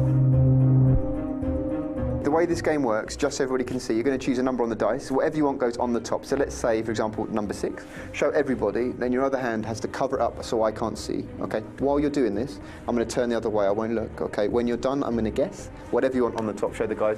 If you can check I'm not peeping, will be greatly appreciated. Are we good? Yep. Okay, if I was going to ask you to describe yourself in one English word, what would you say? Smooth. Good answer.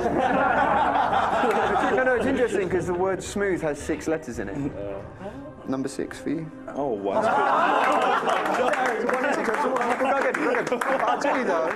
I'll tell you, most guys usually go down to 4 the second time, but please bear in mind, dude, I lie for a living, I might have made that up. You do whatever you want. You can have 4, you can have 6 again, anything in between. It's up to you, whatever you want, you leave on the top, cover it up. You can have 6 again if you want, guys. Please do check I'm not peeping. Is it covered up? All good, yep. Cool. I'm really sorry, I was lying to you about the 4. The reason I mentioned the 4 is that if you subtract 4 from what you chose originally, which is 6, you're left with 2. So we're going. You do whatever you want. You'll go have another go. You can have 2 again, you can have 6 again, you can call my bluff on the 4, whatever you want. I'll try and do this last one with my eyes shut. Are we good? Yeah. Okay. If you could do me a favour, slowly, out loud, I want you to count from 1 up to 6. You will do something that gives it away, okay? So just start now for me, go. 1, 2, stop. Is it number 1? Anything is possible when you believe. I've still got absolutely no idea how he did that. We'll have a bit more of that. Football Focus live from Stourbridge. 12:10 tomorrow on BBC One. They play Eastleigh. I'll give you a bit more information about how you can follow the FA Cup over the course of the weekend. But right at the start of the programme, we had Tim Burgess from the Charlatans open the show for us. Delighted to say he joined us now. I do know. You might have enjoyed that first half as a proud Salfordian. Well, yeah, you know. Don't know, bit of a shaky start, I thought, but they came back really good, and I think they're looking the stronger team now. So when they first came in here, the class of '92, there was a few concerns, but now you can see there's 1,400 people packed in here tonight, and it does feel part of the community, doesn't it? Does it feel that way to you? Absolutely, yeah. I mean, I don't know. I saw the documentary. I thought it was brilliant, and I was invited along tonight, and yeah, I'm really proud. So your friendship with Gary Neville, talk to us about how this has developed. You were hoping he would be here tonight, but then he's taken a job in Spain. Yeah, yeah, I mean, he invited me along, and he didn't show up. Bother turning up. Gone for the weather. Yeah, it's a good mate, eh? Yeah, it's a good. Worst host ever. Now, in the first round, when Salford beat Notts County, you sent out a tweet that night. You said, if you win this evening, we'll come down and we'll play some songs on the pitch. Now, we're not jumping ahead of ourselves, but if your team managed to win tonight and make round 3, what are you going to promise? They put me on the spot a little bit there. We'll all play, won't we? So you can join the band for a night. Maybe they could draw Man United in the 3rd round, and you could do a set there. Wow, that'd be brilliant. You're glossing over the fact that Tim Burgess just offered you a place in the Charlatans, Danny, for the night. Yeah, well, I'm not sure I'll be able to live up to that, but Trevor always says you're Charlatans. I'll have a go. Tambourine. Make sure as well, hang around at the end, Tim, because Kevin Kilban is a big fan. He'd like a picture with you at the end of the game. Okay. Fine. Whatever the result. Thank you very much, Tim, for joining us. And just to let you know that there is loads more FA Cup action over the course of the weekend. A very special final score for you over the afternoon of Saturday. Hello, good afternoon and welcome to a very special edition of Final Score. We're going to take you straight to the Gallagher Stadium. As you can see, there's been a red card. Jonathan Ledyard. Yeovil Town are down to 10 men. They're in trouble. As soon as you're lunging, he's out of control and he's got no option but to send him off. Sam Deering's cross, Mills popping up at the back post. We're inside the last minute of the 90. It's Tom Mills with a chance to cross. It's a good ball. Collins header and it's in by a trophy. But it's It's offside. It will not count.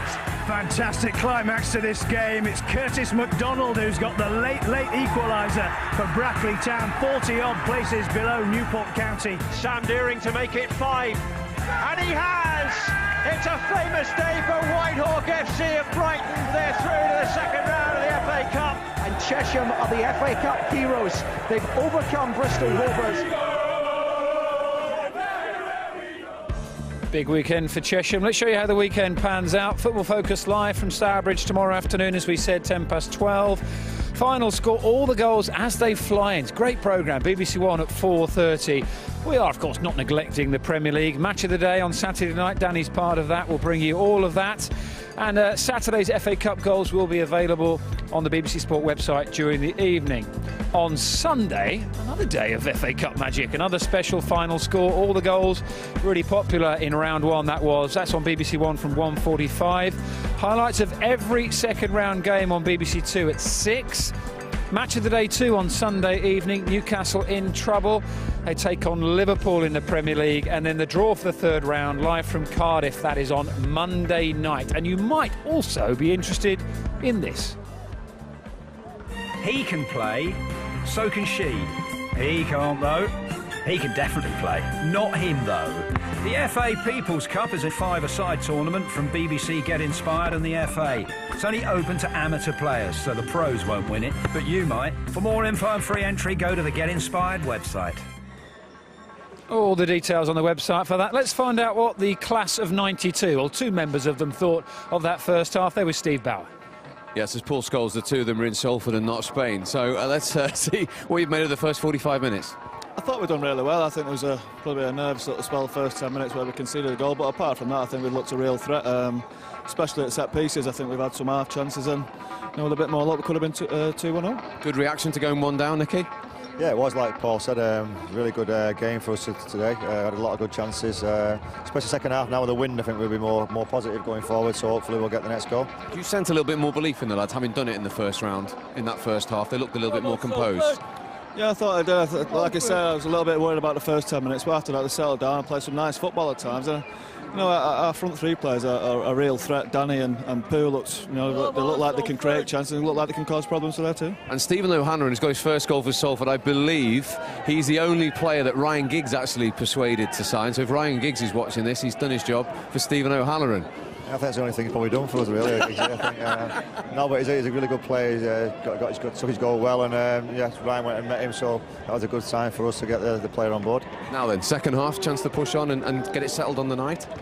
Well, we hope so, yeah. Obviously, that's the plan. We don't want to replay the games. The league, is the most important thing. We want to get this game done tonight, and with the win, as Nicky said, I think we've got a chance. OK, boys, enjoy the second half. Thanks for joining us. They're in their usual spot. We'll let you go back. Thank you, guys. We're nearly ready. Very quickly, Trevor, the key for Salford? More of the same. Keep on turning them into channels. Keep it tight at the back. The key for Hartlepool, Danny? Better quality. Simple as that. OK, let's see what happens in the second half. Let's rejoin Kevin Kilban and Simon Brotherton. Thank you, Dan. Welcome back. We're ready to go with the second half. No changes by either managerial teams at the break. Salford first entered the FA Cup back in 1990 to celebrate the club's 50th anniversary, losing at home to Warrington in the preliminary round. Yet here they are, potentially 45 minutes away from the third round, of course, when all the big boys go into the hat as well. That draw with Mark Chapman and special guests from Cardiff on Monday night. And here comes Salford quick out of the gates at the start of this second half as James Poole has a shot beaten down. Remember, it took them about 20 seconds to score after the break against Notts County in the last round. Forward by O'Halloran. The full-back turned goal poacher into Poole. The angle tightening all the time. Almost won back on the edge of the box there by Gary Stopforth. This is Mandron. Hasn't really had a clear sighting of goal in this match so far, the central striker for Hartlepool. Magnay looking for the run of Jake Carroll. Cut out by Richie Allen. Yeah, excellent from Allen there. Seeing the run getting forward, getting his body across. First corner of the second half goes to the visiting side. something the guys were speaking about, Paul Scholes and Nicky, but set plays. Both sides I thought were a threat. Hartlepool themselves putting some decent balls in, so I think when they get these opportunities, they've got to put it into the area. I would imagine it'll be pretty much the same lineup. Bodies around the 6-yard box. Tried to cause problems for Jay Lynch in goal. Usual suspects up from the back for this one, including Matthew Bates. Bates and Mandron in the near post area at the moment. That's Jake Gray, who will take the corner on loan from Palace.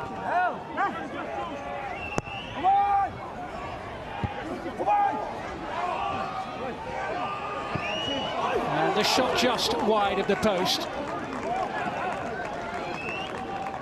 Well, it's a chance, isn't it, for Jackson? Good ball, flighted ball from Jake Gray, has put into a decent area again. And it's Jackson, he's the first to react. Look at the 3 Salford players, all getting out, all good, looking to block the shot at goal. Good defending.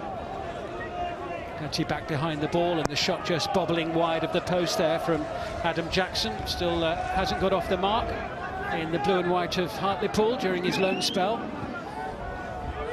Too far for Mandron. Forward there by Howson. Stopforth. And O'Halloran beaten to it by Gray. Ran straight into Scott Burton. Quick to mop up for Salford, the flick in field from Poole.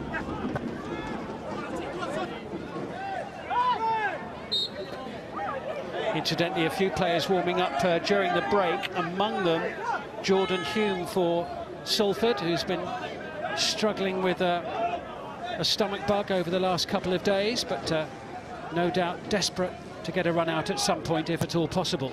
Yeah, he's trying to get some energy into his system if he can to come on. He'll be weak, but he is a talent. Webber underneath this. The header from Bates off Duckworth. Now James Poole.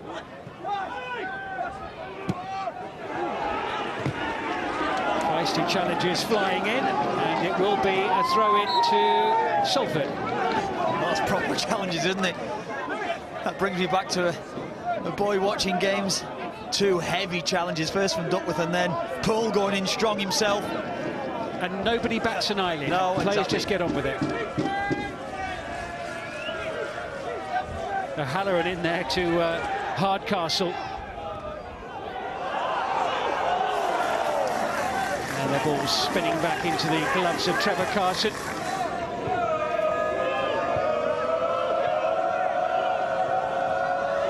Carson, who was on Sunderland's books early in his career, from the age of 16. Managed to break into their first team while he was there. Here's Lewis Hardcastle, rapidly surrounded. Ultimately dispossessed by Gray, who almost had the shirt pulled off his back. And again, the wind just carrying that pass further than it might have done on another night. Well, it's excellent initially from Hardcastle. Gets his head up after winning the challenge as well. He sees the movement again from Webber. Looking to pull away to the far side of the pitch. And again, it's such a difficult ball to hit anything over 25-30 yards. It's difficult to hit those passes with accuracy.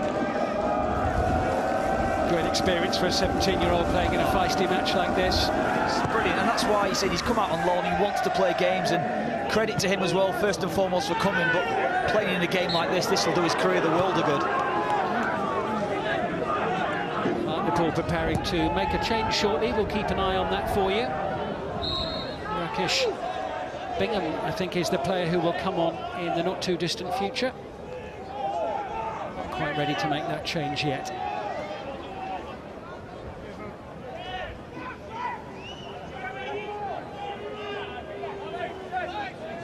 Mandron might be the player who will be leaving the field shortly. He is getting his head on it. Stopforth into Webber. Just got away from him, collected here by Nicky Featherstone. Away from 2, Featherstone able to look up, still going. Oates right across the face of goal and out of play. Well, it's well read initially from Featherstone, stepping into midfield. Dummies to shoot, skips past Howson, and then once he frees up Oates, you can see what he's trying to do, he's trying to smash it hard and low across the 6-yard box, just gets it all wrong. One or two of these deliveries would benefit from being a little more measured. We saw Danny Webber in the first half with the quality that he's got. He gets out wide and he just feels it into an area. He doesn't try and blast it across the 6-yard box. He created an opening. Ronnie Moore has certainly wheeled and dealed in trying to find a winning formula for Hartlepool. He's brought in 19 players since the end of last season. As he found the winning formula tonight that'll put them into the 3rd round of the Cup. Of course, the bigger picture for Hartlepool is staying in the Football League. He did a great job, Ronnie Moore, when he came in last season in keeping them up. Came in midway through the season. Yeah, it's a great achievement from the position that Hartlepool were in. They were gone dead and buried in so many people's eyes, but Ronnie Moore, with all his experience, excellent manager he's been throughout his career, he did so well to turn the fortunes of the club round and keep them in the Football League. It's a great achievement from him and the club itself.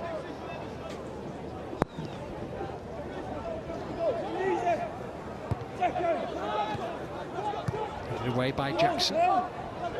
This is Poole. Just out of play on the far side.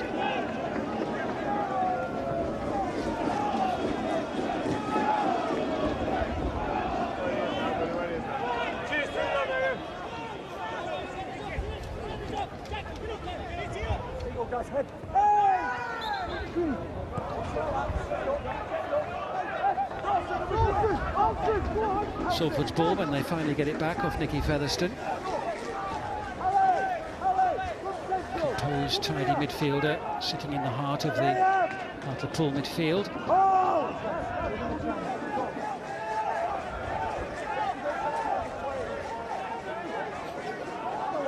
Chris Lynch then with this kick now for Salford.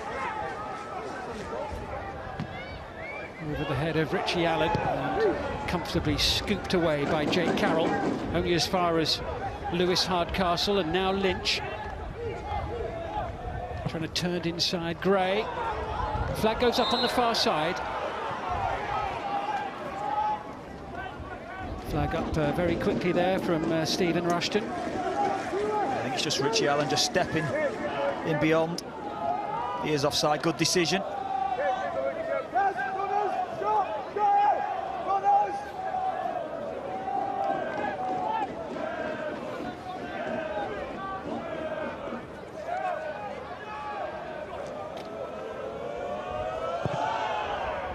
Somewhere that's been doing a roaring trade tonight. Element of the fairground comes to Moor Lane. Off Webber's boot, away by Bates. In the head of Hardcastle. O'Halloran. And Fenwick tussling with the one-time Republic of Ireland international for the ball there. Rakish Bingham is preparing to come on here for Hartlepool, and they are going to make the change now. Ronnie Moore making the first change of the match, and Mikael Mandron, the 21-year-old Frenchman, is the man to be replaced here.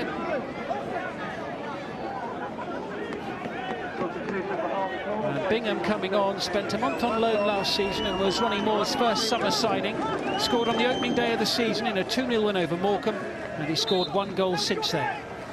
Yeah, Mandron himself, he wasn't able to have an influence on the game. Very little impact.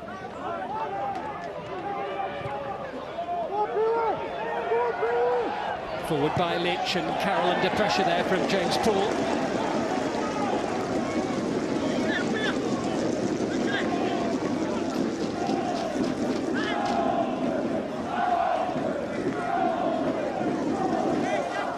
Dialogue there between the managerial duo for Salford of Johnson and Morley.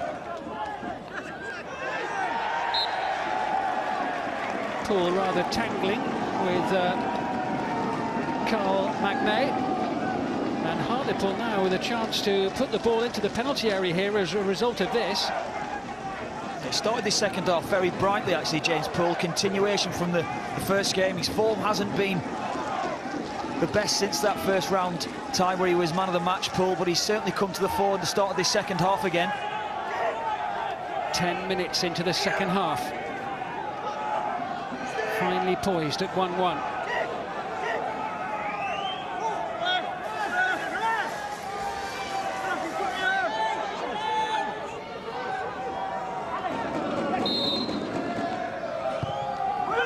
Whipped in dangerously. The referee needs eyes in the back of his head in situations like that, with so many players going for the ball. Chris Lynch there, the captain of Salford, left on the ground rubbing his head, but his team had been given a corner here, and there was a debate really as to whether it came off him or whether it was off Magnay, or Magnay, rather. Yeah, it's off Lynch, isn't it? Clearly off Lynch. How many times has Lynch? He's got a desire to get on the end of the crosses. It's a really good ball played in from James Poole, but should be a goal kick. Fortuitous corner here for Salford. Trevor Carson, the keeper, is having a word with the referee. Finally, we're ready.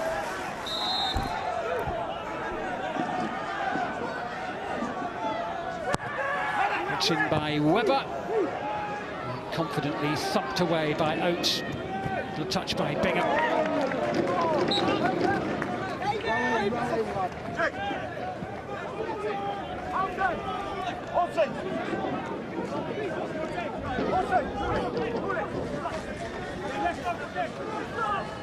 Duckworth throw again, looking for the tall figure of Bingham, the substitute. All ages being drawn to Moor Lane in support of Salford these days. Good to see some of the local youngsters not just supporting the big clubs of the region. They've certainly got quite a choice around here. Yeah, they have. It's a great region for football all across the northwest. You say it's excellent that so many do come out to support the non-league sides. Here's Featherstone, strong in holding off Poole, away from Burton, in behind Lynch. Rakish Bingham now, it's a lovely ball. Here's Oates, and it was a decisive block. And Gray smacks it. Oh my word, what a save! Superb stop there by Jay Lynch. Well, it's a brilliant break from Hartlepool. Initially Featherstone again, freeing up Bingham. It's a lovely pullback from Bingham. Oates again arriving into the area, but as you said, what a save, one-handed save. It's a strong wrist from Jay Lynch. That's excellent goalkeeping.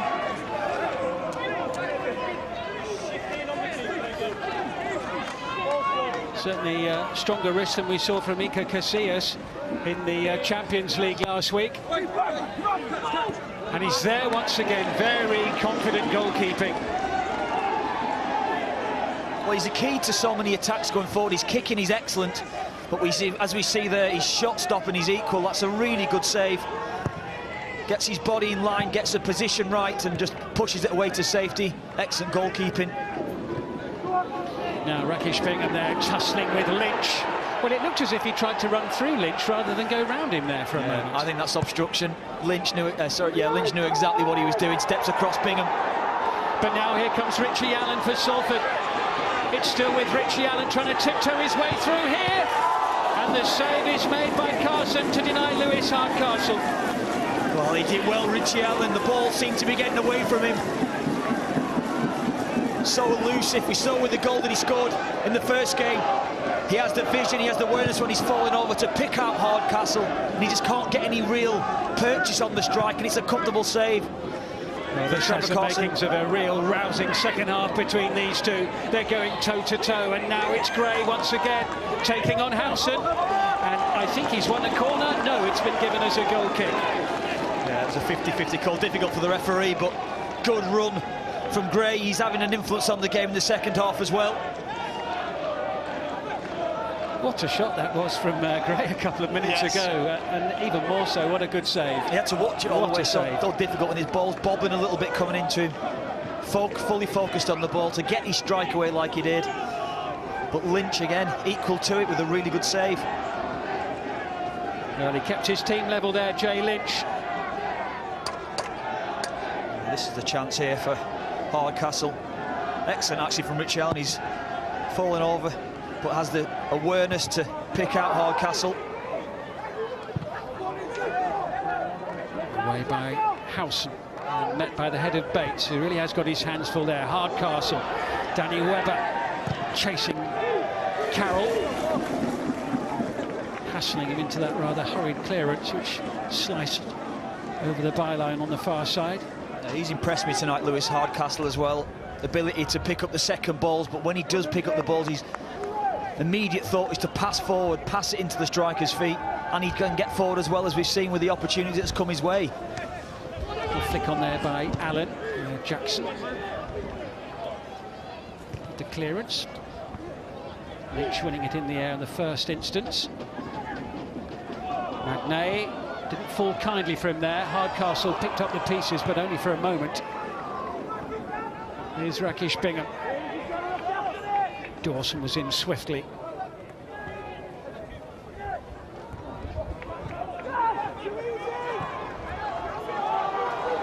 The chase here for Webber. He was asking just a little too much of the 33-year-old. And Webber actually came up against Hartlepool as recently as last season when he was with Accrington last April. 11 goals in 25 appearances this season. Danny Webber ahead of today. Yeah, I played against Danny a number of times through my career. Real ability, real pace. Another one who suffered with a few injury problems as well. Hampered his career a little bit.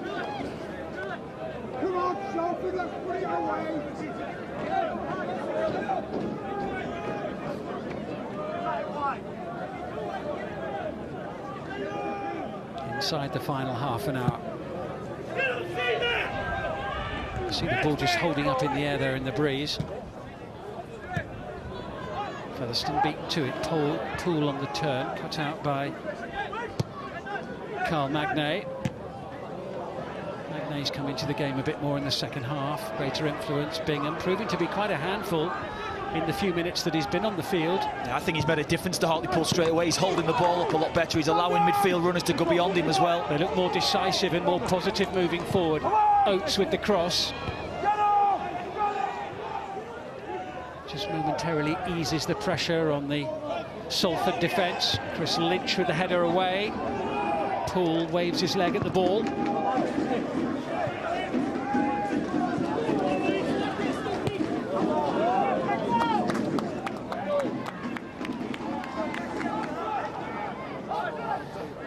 Well, no doubt the owners will grow increasingly nervous the longer the evening wears on.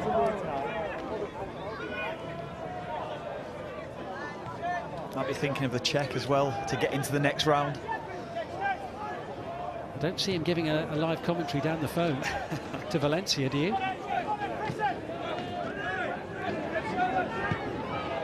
Forward by Webber. This is Richie Allen. Ball took a little bobble, I think, there just before he played it in towards the centre. Scott Burton had got well forward.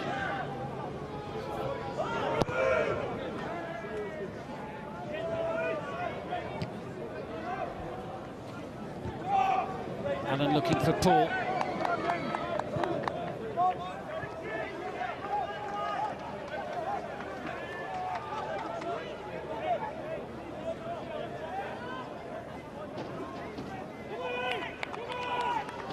Salford, by the way, should have been hosting fellow FA Cup heroes Stourbridge in the league this weekend. Stourbridge will be hosting Football Focus tomorrow from 12:10. Dan Walker will be live there. They're preparing to take on Eastleigh for a place in the third round. And among the features in the programme, you can hear interviews with Jack Butland and Matt Richie. That's Football Focus tomorrow, 12:10, live from Stourbridge.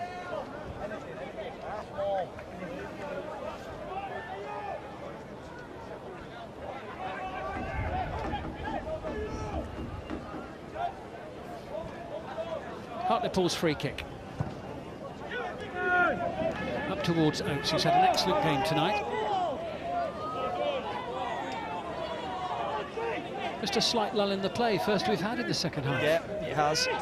I think Hartlepool would be happy with that as well, trying to, you know, stop the flow of attacks that's come the way at times. I think they've actually, after the initial start that Salford made to this half, I think Hartlepool have grown into it in the last 10 minutes. More goal either way could easily decide this one. Well, it's just set up now, isn't it? 25 minutes, just under 25 minutes on the clock, and set up for a big finish. Can someone become that big FA Cup hero? O'Halloran sweeping it across the pitch towards Chris Lynch. Bingham, another assured touch. Jake Gray will chase, but Howson was always going to be first to it. Collected here by Magnay. Forward by Carroll. And now Gray is chasing forward into the penalty area here. And straight off his line, Jay Lynch, he was committed to that one, but Gray showed there for the first time in a while the sort of pace and drive that he's got. Well, it's brilliant. From Jay Lynch again, the ball holding up a little bit. Good run from Gray. What a challenge it is. I think it's actually Dawson that gets across, isn't it, that makes the challenge.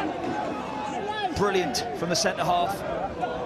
You say what a difference it's made, though, bringing Bingham into the game. He's held the ball up, he's allowed Hartlepool to get forward and players to go beyond him. Total commitment there from the Salford defence in keeping the ball out.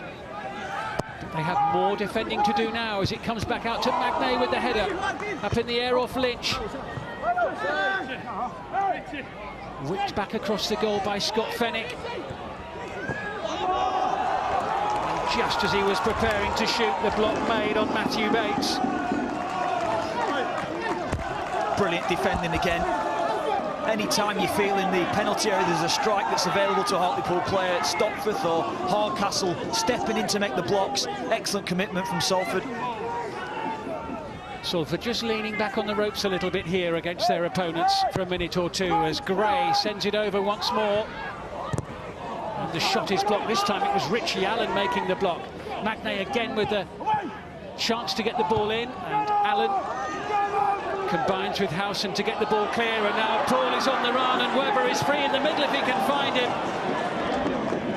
And James Poole there just got his wires a little crossed. It's the right idea. James Poole, he'd seen the run of Danny Webber. Ball just a little bobbly in front of him. So he just gets his head up, sees the run, but execution just wrong. You could see he was trying to push the ball across in the direction of Danny Webber. He really was in a good position. O'Halloran on the ground. Gray strong, holding off Lewis Hardcastle. And that's a foul there by Dawson. And I think we're going to have a yellow card here from the referee. We've seen some lenient refereeing so far from Gavin Ward. Yeah, that was a heavy challenge on Fenwick. And the ball just holding up a little bit. Dawson coming in, he knows the ball goes past him, he knows the ball's beyond him, but he's already committed to the challenge, and that's a heavy one.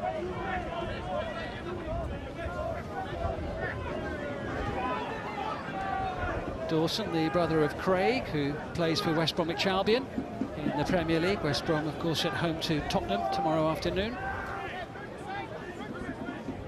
But he'll be treading a fine line now between now and the final whistle to a certain extent. No room for error. Jake Gray with this free kick now. The 19-year-old. Towards that far side. It was out of reach and Bingham puts it over the top. Oh, what a chance. Oh, what a lovely ball from Jake Gray, but what a chance for that man Bingham. It's a free header, he's 6 yards out. He should be hitting the target at the very least. Lovely flighty ball. What a chance. It's 4 yards out.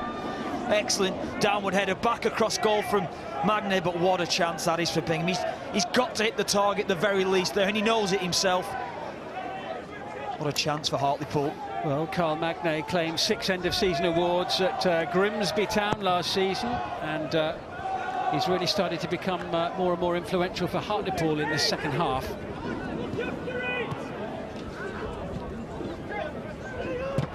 We're going into the final 20 minutes here now.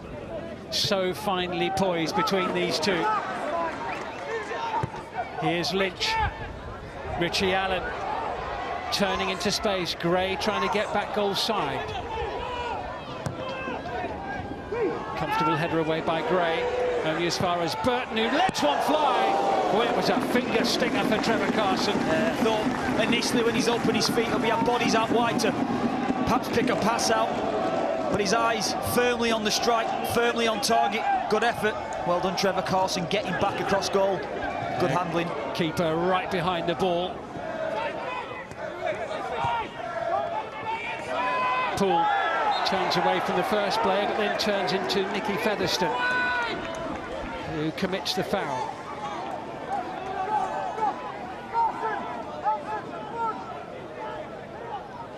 Will we have a winner tonight, or will we have to do it all again?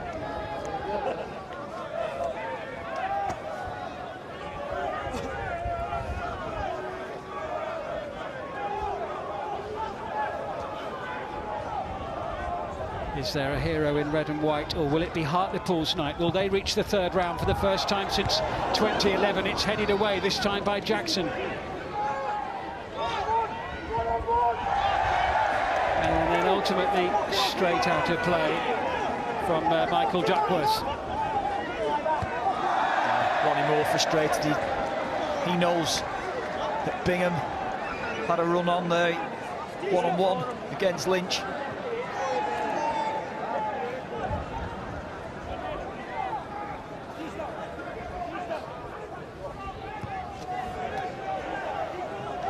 Straight out of play off Jake Carroll.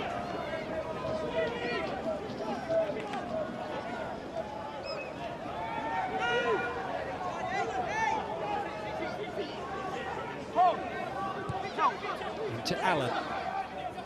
Lynch got the better of the fullback. No test this time for Trevor Carson though from Chris Lynch. Compromising in the tackle, but as we've seen at times, keen to get forward as well and join in the attacking play. Yeah, he does. Again, perhaps there might be in the pitch, maybe a little bobble, but so often we've seen it through this game, haven't we? Players getting into positions and not able to pick out a teammate with a quality cross.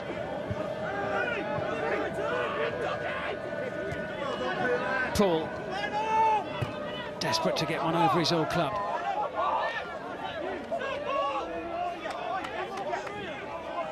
Suggesting to the referee there was a deflection there which carried the ball over the line. But the decision has gone to Hartlepool. It will be their throw.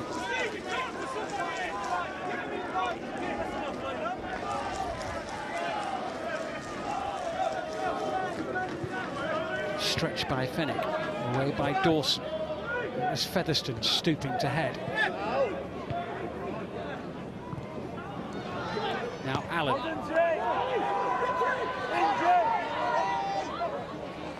Burton with nowhere to go other than backwards. Being hassled by Gray.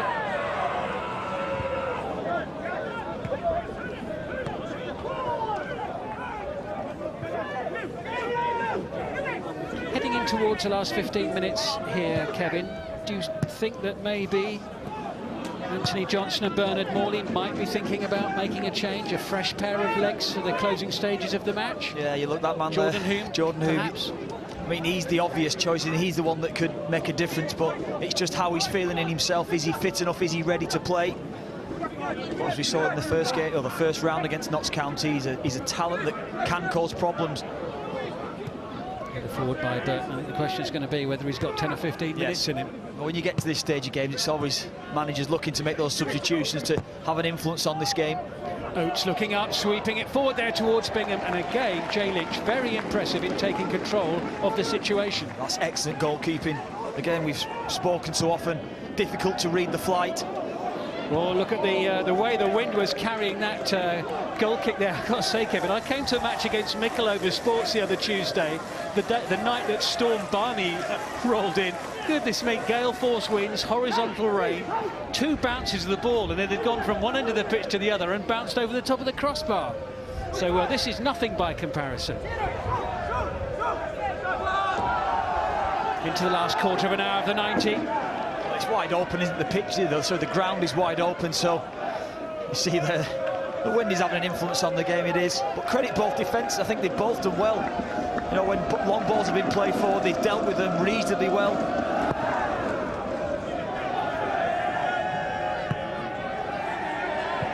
Wind certainly carrying the ball when it's in the air.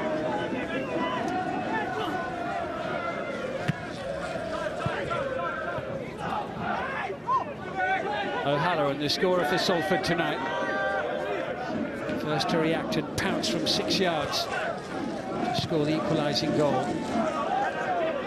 Real up and under ball there from Bates, which had more height than distance.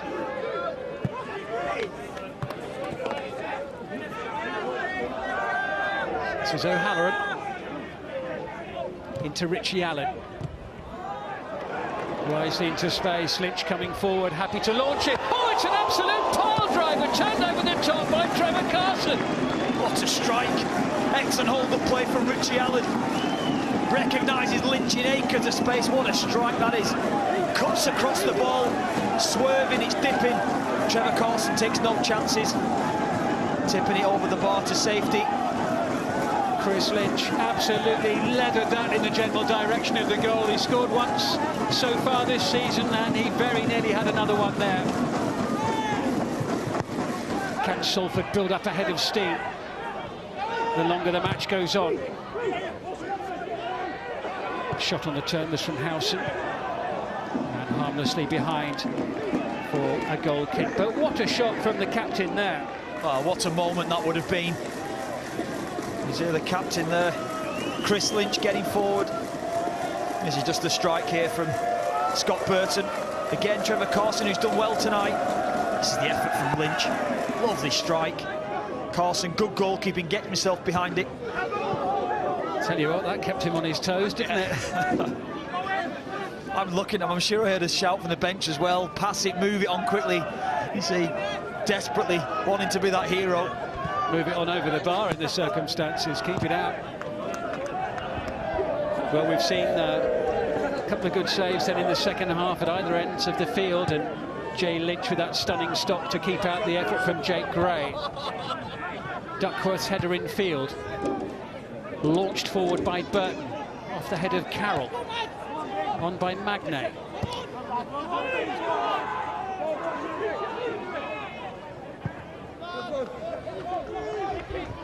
12 minutes remaining. And you just know there's going to be a chance or two between now and the final whistle. I think there's going to be a change, as you can see there towards the top of your picture. Jordan Hulme is going to come on for the final 10 minutes or so. I think Danny Webber might be the player going off. Yeah, I was talking to Danny before the game. He says 60 minutes, 70 minutes, that's enough for me now. Well, Danny Webber was substituted in the first round, having scored the first goal of the night against Notts County. And he comes off here with just over 10 minutes to go. And Jordan Hulme, who was excellent in the first round,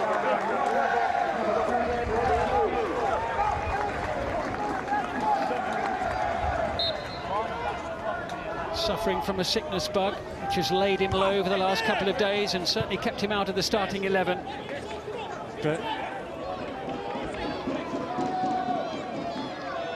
he's being asked for a big 10 minutes here. Yeah, desperate to play, or desperate to get on.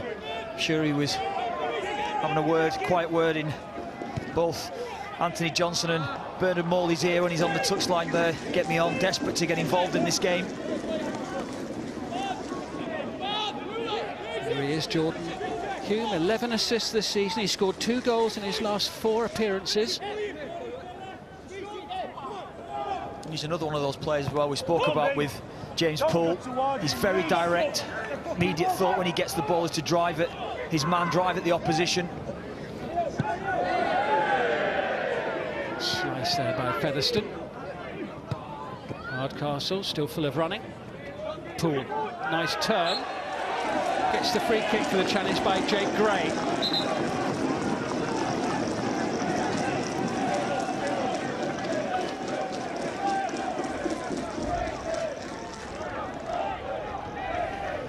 Sure how much contact there was.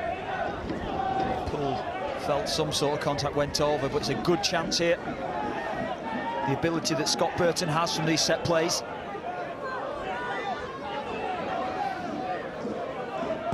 Burton with the delivery, long and deep to that far post area, and it's out for a corner. That's brilliant defending. And Salford start the last 10 minutes of the game by pinning Hartlepool back deep inside their penalty area.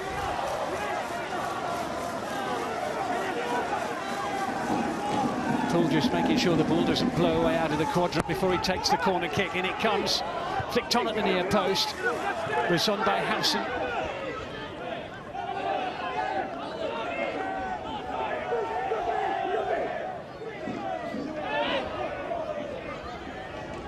Salford still going strong here, though. Remember, they are at level 7 in the football pyramid. Hartlepool 3 levels higher in League 2.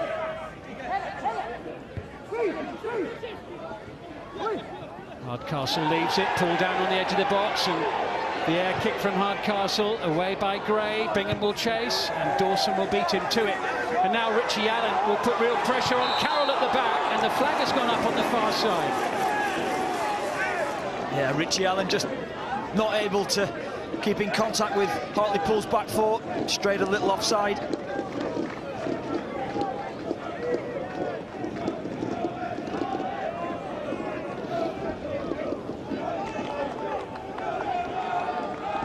Well, whatever happens in the final few minutes of this game, Kevin, this is another excellent effort from Salford City. Well, it's been a good cup tie. It's been excellent to watch. Both sides committed.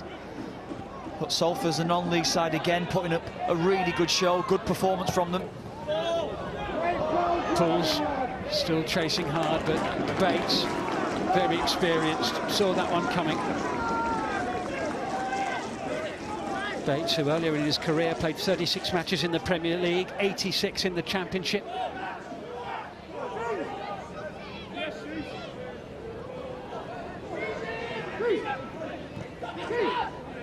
Halloran with a little layoff. Here he is, the goal scorer, looks to try and set something up here. Lynch with the acrobatics. Well, everyone's standing and watching. Here's Hulme on the turn, flicked up by Stopforth, and the shot from James Poole, comfortable in the end for Trevor Carson. Well, again, Chris Lynch getting forward from right-back position, acrobatic overhead kick, but he's been impressive tonight. The Salford City captain. So just James Poole looking to toe poke it on target. Trevor Carson, another who's been a good performer for Hartlepool tonight. Fenwick finding Bingham. Bit of room here in midfield for Featherstone. Salford's players quick to drop back to the edge of their own penalty area. Decent ball in, great chance! And not taken at all there by Scott Fenwick. Wow. Will Hartlepool rue that error there from Fenwick? Oh, what a chance. Glorious cross. I just think Fenwick doesn't read the flight of the ball, gets it horribly wrong. So what a ball, what a cross. Well, you'd have bet your house on him here, wouldn't you, Kevin, as the ball came over? Oh, he's clearly offside, clearly onside, so he just doesn't get it right. Again, it's Bates.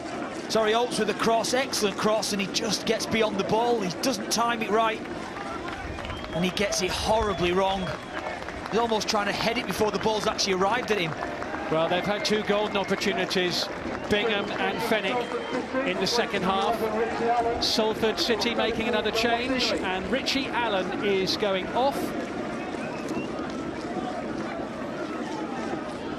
And there we can see Joe Mwasile coming on, the Zambian player, a powerful right midfielder. Used to play with Morecambe in League 2 until they released him last year. And Mwasile on for the final few minutes of the game.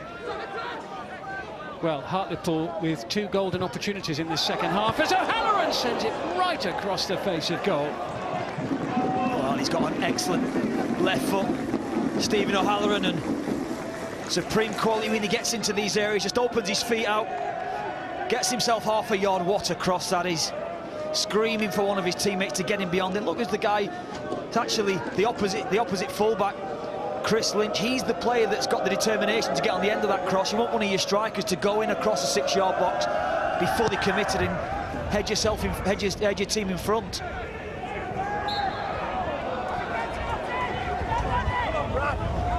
The wind growing stronger with every passing minute here.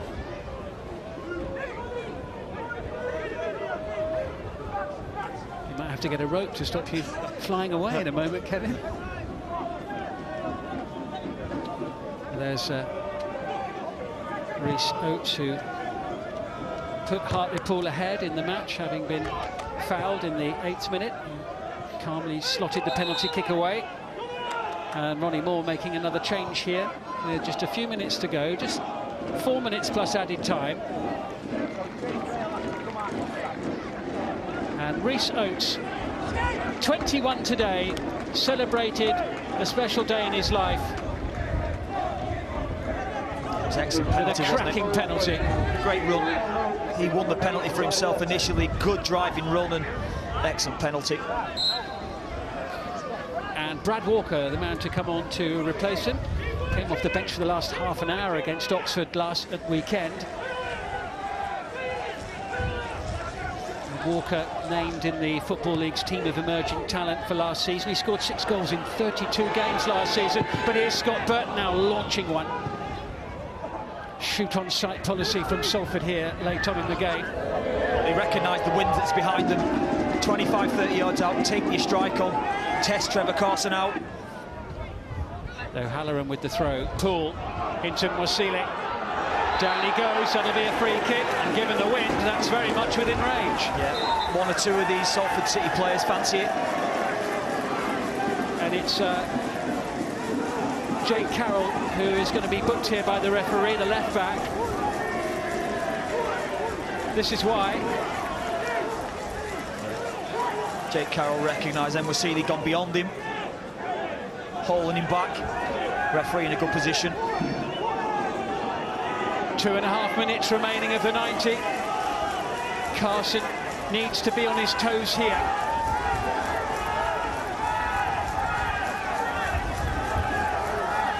All hands on deck for Hartlepool.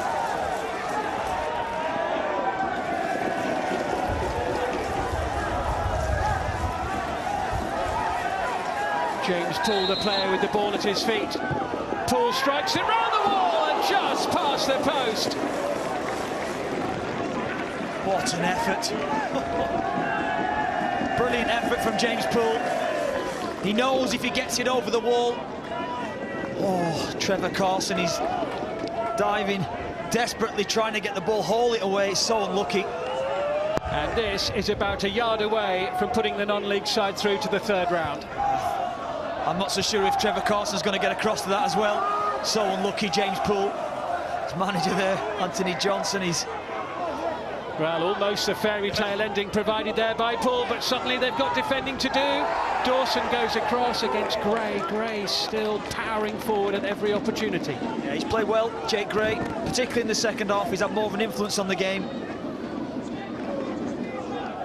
Heading towards the last minute of the game.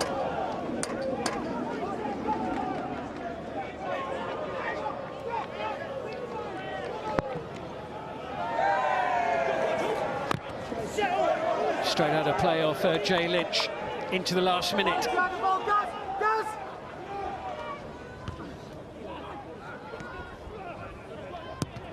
Bingham losing out to Howson, quick to get rid of the ball. Collected here by Mikael Duckworth.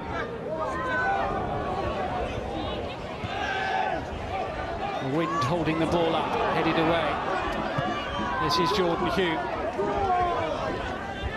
Poole is not going to get there ahead of Duckworth. And Hartlepool have really had to stand firm here on this breezy night in Salford. They knew they were going to be in for a tough evening, despite the disparity in the, well, I was going to say in the quality in terms of the leagues they play in, but that certainly hasn't been apparent tonight. They knew they were going to have to be strong if they were to get anything in this game, and they've almost made it to the point where they will force the replay. 3 minutes of added time. 3 more minutes. Otherwise, they'll have to do it all again. And of course, they will both be in the hat on Monday for the 3rd round draw. Yeah, it's one big push now. Last few minutes of this game.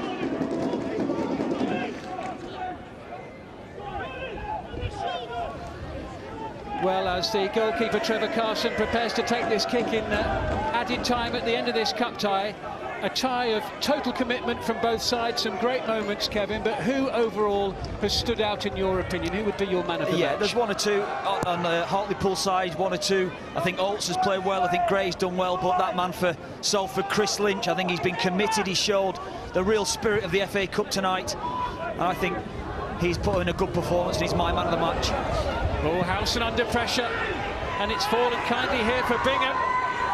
Could be a last chance here, perhaps for Hartlepool. Not if Stephen O'Halloran's got anything to do with it.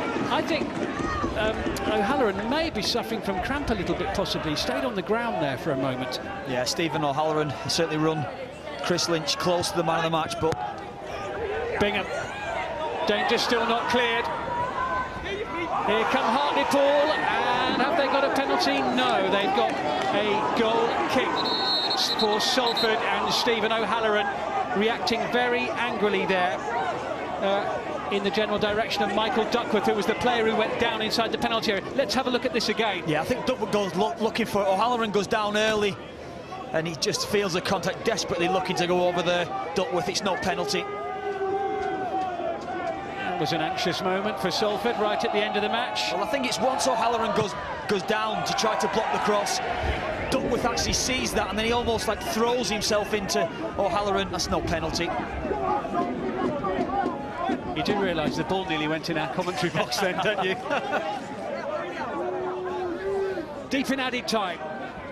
Is there time for one last chance for either side? Bingham, then forward by Gray, up towards Poole, waits for some support. Again, it's Howson swinging his leg at the ball. Chris Lynch under pressure here from Jake Gray, sticking to him, and very, very swiftly in to win the ball back for Salford here. Last few seconds of added time. It's another sterling effort from the side who are currently third in the Evo Stick Northern Premier League. 3 points behind the leaders Nantwich Town, and they are still at this moment in the FA Cup, and they will be in the third round draw on Monday night, but they will have to do it all again. They came from behind tonight. It was a great start for Hartlepool. Rhys Oates with the penalty in the 8th minute of the game on his birthday. But Stephen O'Halloran, the most unlikely of goal scorers from 6 yards, pouncing to equalise before the break. And despite the best efforts of both sets of players, the two goalkeepers were outstanding when required, and we will do it all again. The full-time score, Salford City 1, Hartlepool 1. Well, there you go. It wasn't to be the dream for Salford City, but they are still in the hat for the third round. Trevor Sinclair and Danny Murphy very much enjoyed watching that. Chris Lynch, man of the match, will hopefully join us a little bit later on. We'll get some reaction from the managers and some of the goal scorers as well. But Danny, overall, how do you assess that 90 minutes of FA Cup football? Thoroughly enjoyable, spirit, endeavour, some quality as well. I thought second half was much better from Hartlepool. They showed much more quality, much more of a goal threat. But let's credit Salford. I mean, many leagues below, and actually played really well throughout the game and had some chances themselves. Can be very proud of that performance. And credit to Hartlepool as well, because there was a bit of a tactical change at half-time, Trevor, or a few minutes after half-time, and they managed to match Salford in the second half, because you were worried about the way that they went about in the first 45 minutes. Yeah, I think Mandron, who played up front in the first half, he really struggled to get into the game. But the second half they brought Bingham on, and he was superb. You know, he was creative. He looked to get into holes, and he was a danger. And I think they missed that in the first half. And he definitely brought a positive impact to the game. Well, let's take a look through some of those chances in the second half. We'll start with the Salford chances first up, because Richie Allen scored the goal that made it 2-0 in the first round, and he set up an excellent opportunity for Lewis Hardcastle. He's only 17 years old, Danny. Well, this is it looks an easy chance, but it's not with the pitch the way it's bobbling. He needed a much better connection with that, but it was a really, really good chance, considering they didn't have too much play in the second half. I'd be disappointed with that. It's great play. I mean, Richie Allen gets the cheeky nutmegs in there. Yeah. Fantastic way to pass. And I think you look at it, and it's one of them where it's easy from here. You say put your laces through it and give it a little bit. He wanted to hit the target. He didn't quite get the purchase he was looking for. Lynch certainly did there. That was a scorching shot. Excellent, excellent technique, especially on a pitch where there's plenty of bubbles, and well aware from the goalkeeper who makes a decent save. Superb contact with the ball, and as you can see, that's flying in the top of the net. And James Poole had a free kick right at the end. We can grab a word with Burton, Morley and Anthony Johnson, the joint managers of Salford City. Gentlemen, did you think that James had grabbed it for you at the end? Yeah, we had some decent chances. Do you know what? It feels a bit like a defeat. We were really impressed with how we played, really impressed, but I thought we did enough to go and win the game. You know, I know they missed a couple of chances, a couple of headers, but I thought We were superb second half. I mean, it weren't a game for the purists, but I thought we had more of the territory in their half, and a little bit gutted that we didn't win the game, to be honest with you. I thought fitness levels and everything were first class. Bernard, you've got to be happy. I know you're disappointed, as you say, not to have won the game, but you're at home. You've got a replay now against Hartlepool in 10 days' time or so. But in terms of what your players have shown again tonight, people watching this game maybe for the first time will think there's not much difference between the two teams this evening. No, not at all. I agree with you. I think obviously the plus sign for us is that we're going to draw for the third round, which is a massive achievement for the lads, and they've come a long way. I don't think there's much difference at all. I think they've had a couple of chances. Let's get it right. They've missed a few sitters. If we believe we could get on the end of a few things, I think we would have done. But you've got to be happy with that. I think, like he says, it does feel like a loss because you get you're that hyped up about it. But we'll just have to go there, and hopefully we can win there. We talked about the quality, but I thought the fitness levels, you can't really see the difference in the leagues. I mean, it's incredible considering the amount of training they can do compared to you. Do you know what I mean? What is it? How do you get them so fit? We've always said no matter who we play against, we'll always compete. Even in pre-season, the big clubs we played against, Benfica came over and we played United's 21s. No one will ever outwork us. It's just, I think we're massive. We're old school, me and Burn. People say one or two things about us, but we're massive on fitness. At our level of football, we only get 2 sessions a week. Yeah. So we need to make sure we're in the right shape, and our work ethic as well. It's massively important to us. It's because the players are terrified of them, Danny. That's what you say. It's lazy coaching, apparently. Lazy coaching. What about Chris Lynch as well? We featured him before the game. A great opportunity to put you 2-1 up in the match. Has he got to go to work again tomorrow? Is that true? Has he got 6 o'clock start in the morning? Possibly, yeah. He obviously is greedy, Chris. He likes the overtime. But no, I think he's booked it off, and we'll have a good night because, again, we're here and we'll enjoy it. You've got a replay on Tuesday the 15th, we think. Is it a stupid question to ask you who you want? You've got to get past Hartlepool first? I just said to Lynch then, Chris Lynch coming off the captain, we're in a hat for the third round of the FA Cup. Man United, City, Chelsea, whoever, even Championship clubs. It's unbelievable to think that we're going into the third round of the FA Cup, though, the draw, should I say, and we're under no illusions. The replay is going to be another tough battle, but we're well up for it. John, it's crazy to even ask this, but will all the lads be able to get the day off work on the 15th? I don't know. I think Scott should be gaffers here. I'm going to have to ask him afterwards if we can get it off. But seriously, of course it is, yeah. You'd like to think the bosses will be kind to us, but we'll have to ask the question. Have the request now. Give him the day off. We'll try and sort that out for you, gentlemen. Thank you very much for joining us. Really appreciate that, and maybe we'll see you in the replay in 10 days or so time. Danny, Trevor, let's have a look at what Hartlepool were doing in that second half as well, because there were some real chances for the away side to try and steal the victory as well. Well, there was, and they had to improve in the second half because, as we talked, Salford was so much better in the first half.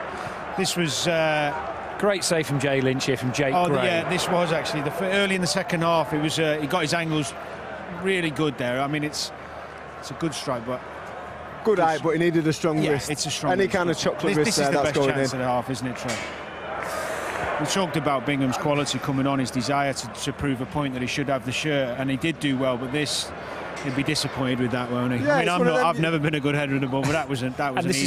Fenwick as well. This one from Fenwick. I mean, it's such a good chance. I think it's harder not to hit the target than it is, but he just gets his timing wrong, takes his eye off the ball, and he ends up making a decent clearance. I mean, that's great defending for Salford, to be honest. Do you know what? I'm going to give him the benefit of the doubt and say it's windy. It is windy, Trev, isn't it? No excuse for me. You're being very kind. Let's get some more reaction from the Salford dressing room. The man who scored the equalising goal tonight, Stephen O'Halloran, is with Steve Power. Stephen, you're still in the hat. Was a tough game? Yeah, we didn't start the best, to be honest. We didn't start at all, to be honest. But we dug deep, got ourselves back into it, and I think we could have nicked it there at the end as well. Chances at both ends at the end. Yeah, like myself even popping up in the box, you wouldn't have put too much money on that. No, like you can see, we had a lot of chances. They had a few as well, to be honest, and they had a game plan. They stuck to it, and they were hard to break down. But to come from behind against a League Two club. Yeah, no, we had a lot of heart. We went in at half time, we said, boys, there's a lot more in it. We had another gear left in us, I think, and we did push it in the second half. We had 1 or 2 chances, but we couldn't break them down, to be honest. But your first goal for Salford's kept them in the FA Cup. Yeah, no, just found myself in the right area, won a free kick, just gambled on the second ball and just stabbed it home. As someone who's played international football to come here, how have you found this journey that is still going on with Salford City? I'm loving it. I'm loving my football at the moment, to be honest. Like, you know, we've got a great team. You know, a lot of people. Hopefully, we've earned a lot of respect. You know, with our performances on TV. We've done well, and hopefully, you know, we can do ourselves just in the second game as well. That was the dream that Ryan Giggs sold to you, I believe. Yeah. To be honest, the two managers sold it to me in the first place. You know, two managers have been great with everyone, and they brought me in like into a winning side, and like hopefully I'm starting to repay him anyway with calls like that maybe. Well done tonight. Thanks very much. We'll hopefully get some reaction from Ronnie Moore, the Hartlepool boss, in a moment. In fact, Ronnie, come in and join us if you can. That'd be great. We've made a nice little gap for you next to Danny and Trevor. Thanks for joining us, Ronnie. Got a couple of minutes of the programme left. We've heard the Salford assessment. They're a bit disappointed that they've not won tonight. How do you look at it? Yeah, exactly the same. You know, we've been so lucky. Never turned up first half. Yeah. We had one shot and that was a penalty. You know, you can't come here and place like that. You've got to roll your sleeves up and have a right good go. But first, honestly, my voice was killing me from half time having a go in there. And I don't like shouting and screaming all the time, but you know, we were a little bit better second half, but not good. But we still probably had the two best chances in the game. Yeah. You must have been happy though that you did get a reaction, because you can't go off every time, can you? But on a night like this, you needed to say something to get the players to give you something in that second half. Oh, without doubt, it's unacceptable. They're professional people. We've brought a crowd here. There's a crowd on. The TV's on. You've got to go. I could play in that. Do you know what? On 30 minutes, I could have gone out there and give more than some of them giving that first half. I'm telling you, honestly. You must have been pleased with Bingham, the lad who come on, because I thought at least he was trying to say, listen, I want to be in this team and I want to prove a point. Because he put himself about, and he was a get out and he was a threat. Yeah, because Mandron, a young kid up there, he's only learning the game and he was too isolated. Yeah. You know, and then Bings has a great chance with the header. Yeah, you know, and then Fenwick missed the one on the back post, but he brings us a spark and a little bit of belief. And in the end, we're happy we're still in that, you know, but that was second best for me. I'm not having that. Have you told them that after the game as well? Oh, they know. Don't worry about that. They know, and you know, I've said we're lucky. We're lucky to be in the hat.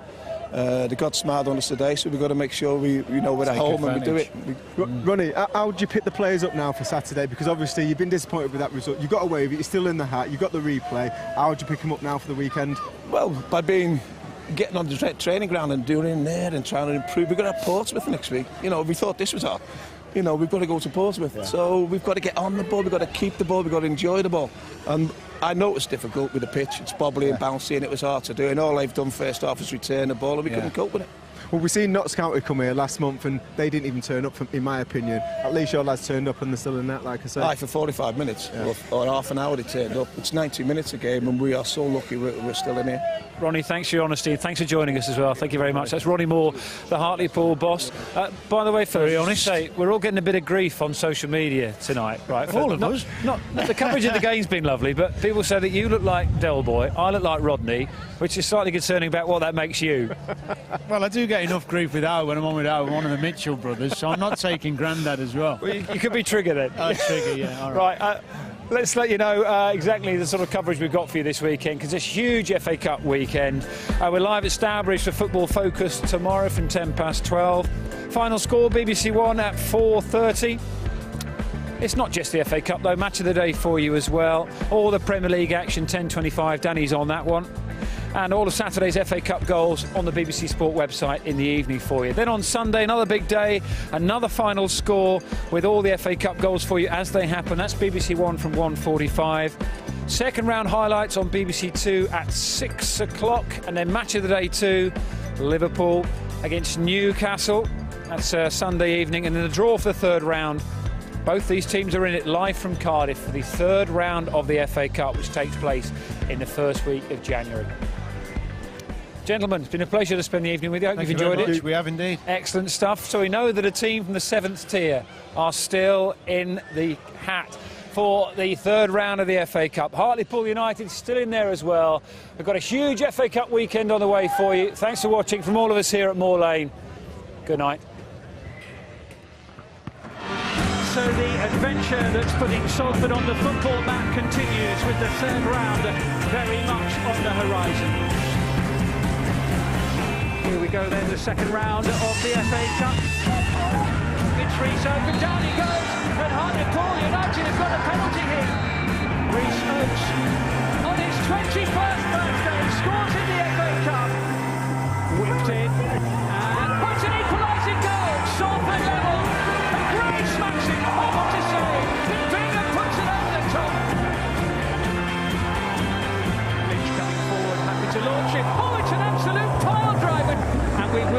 it all again.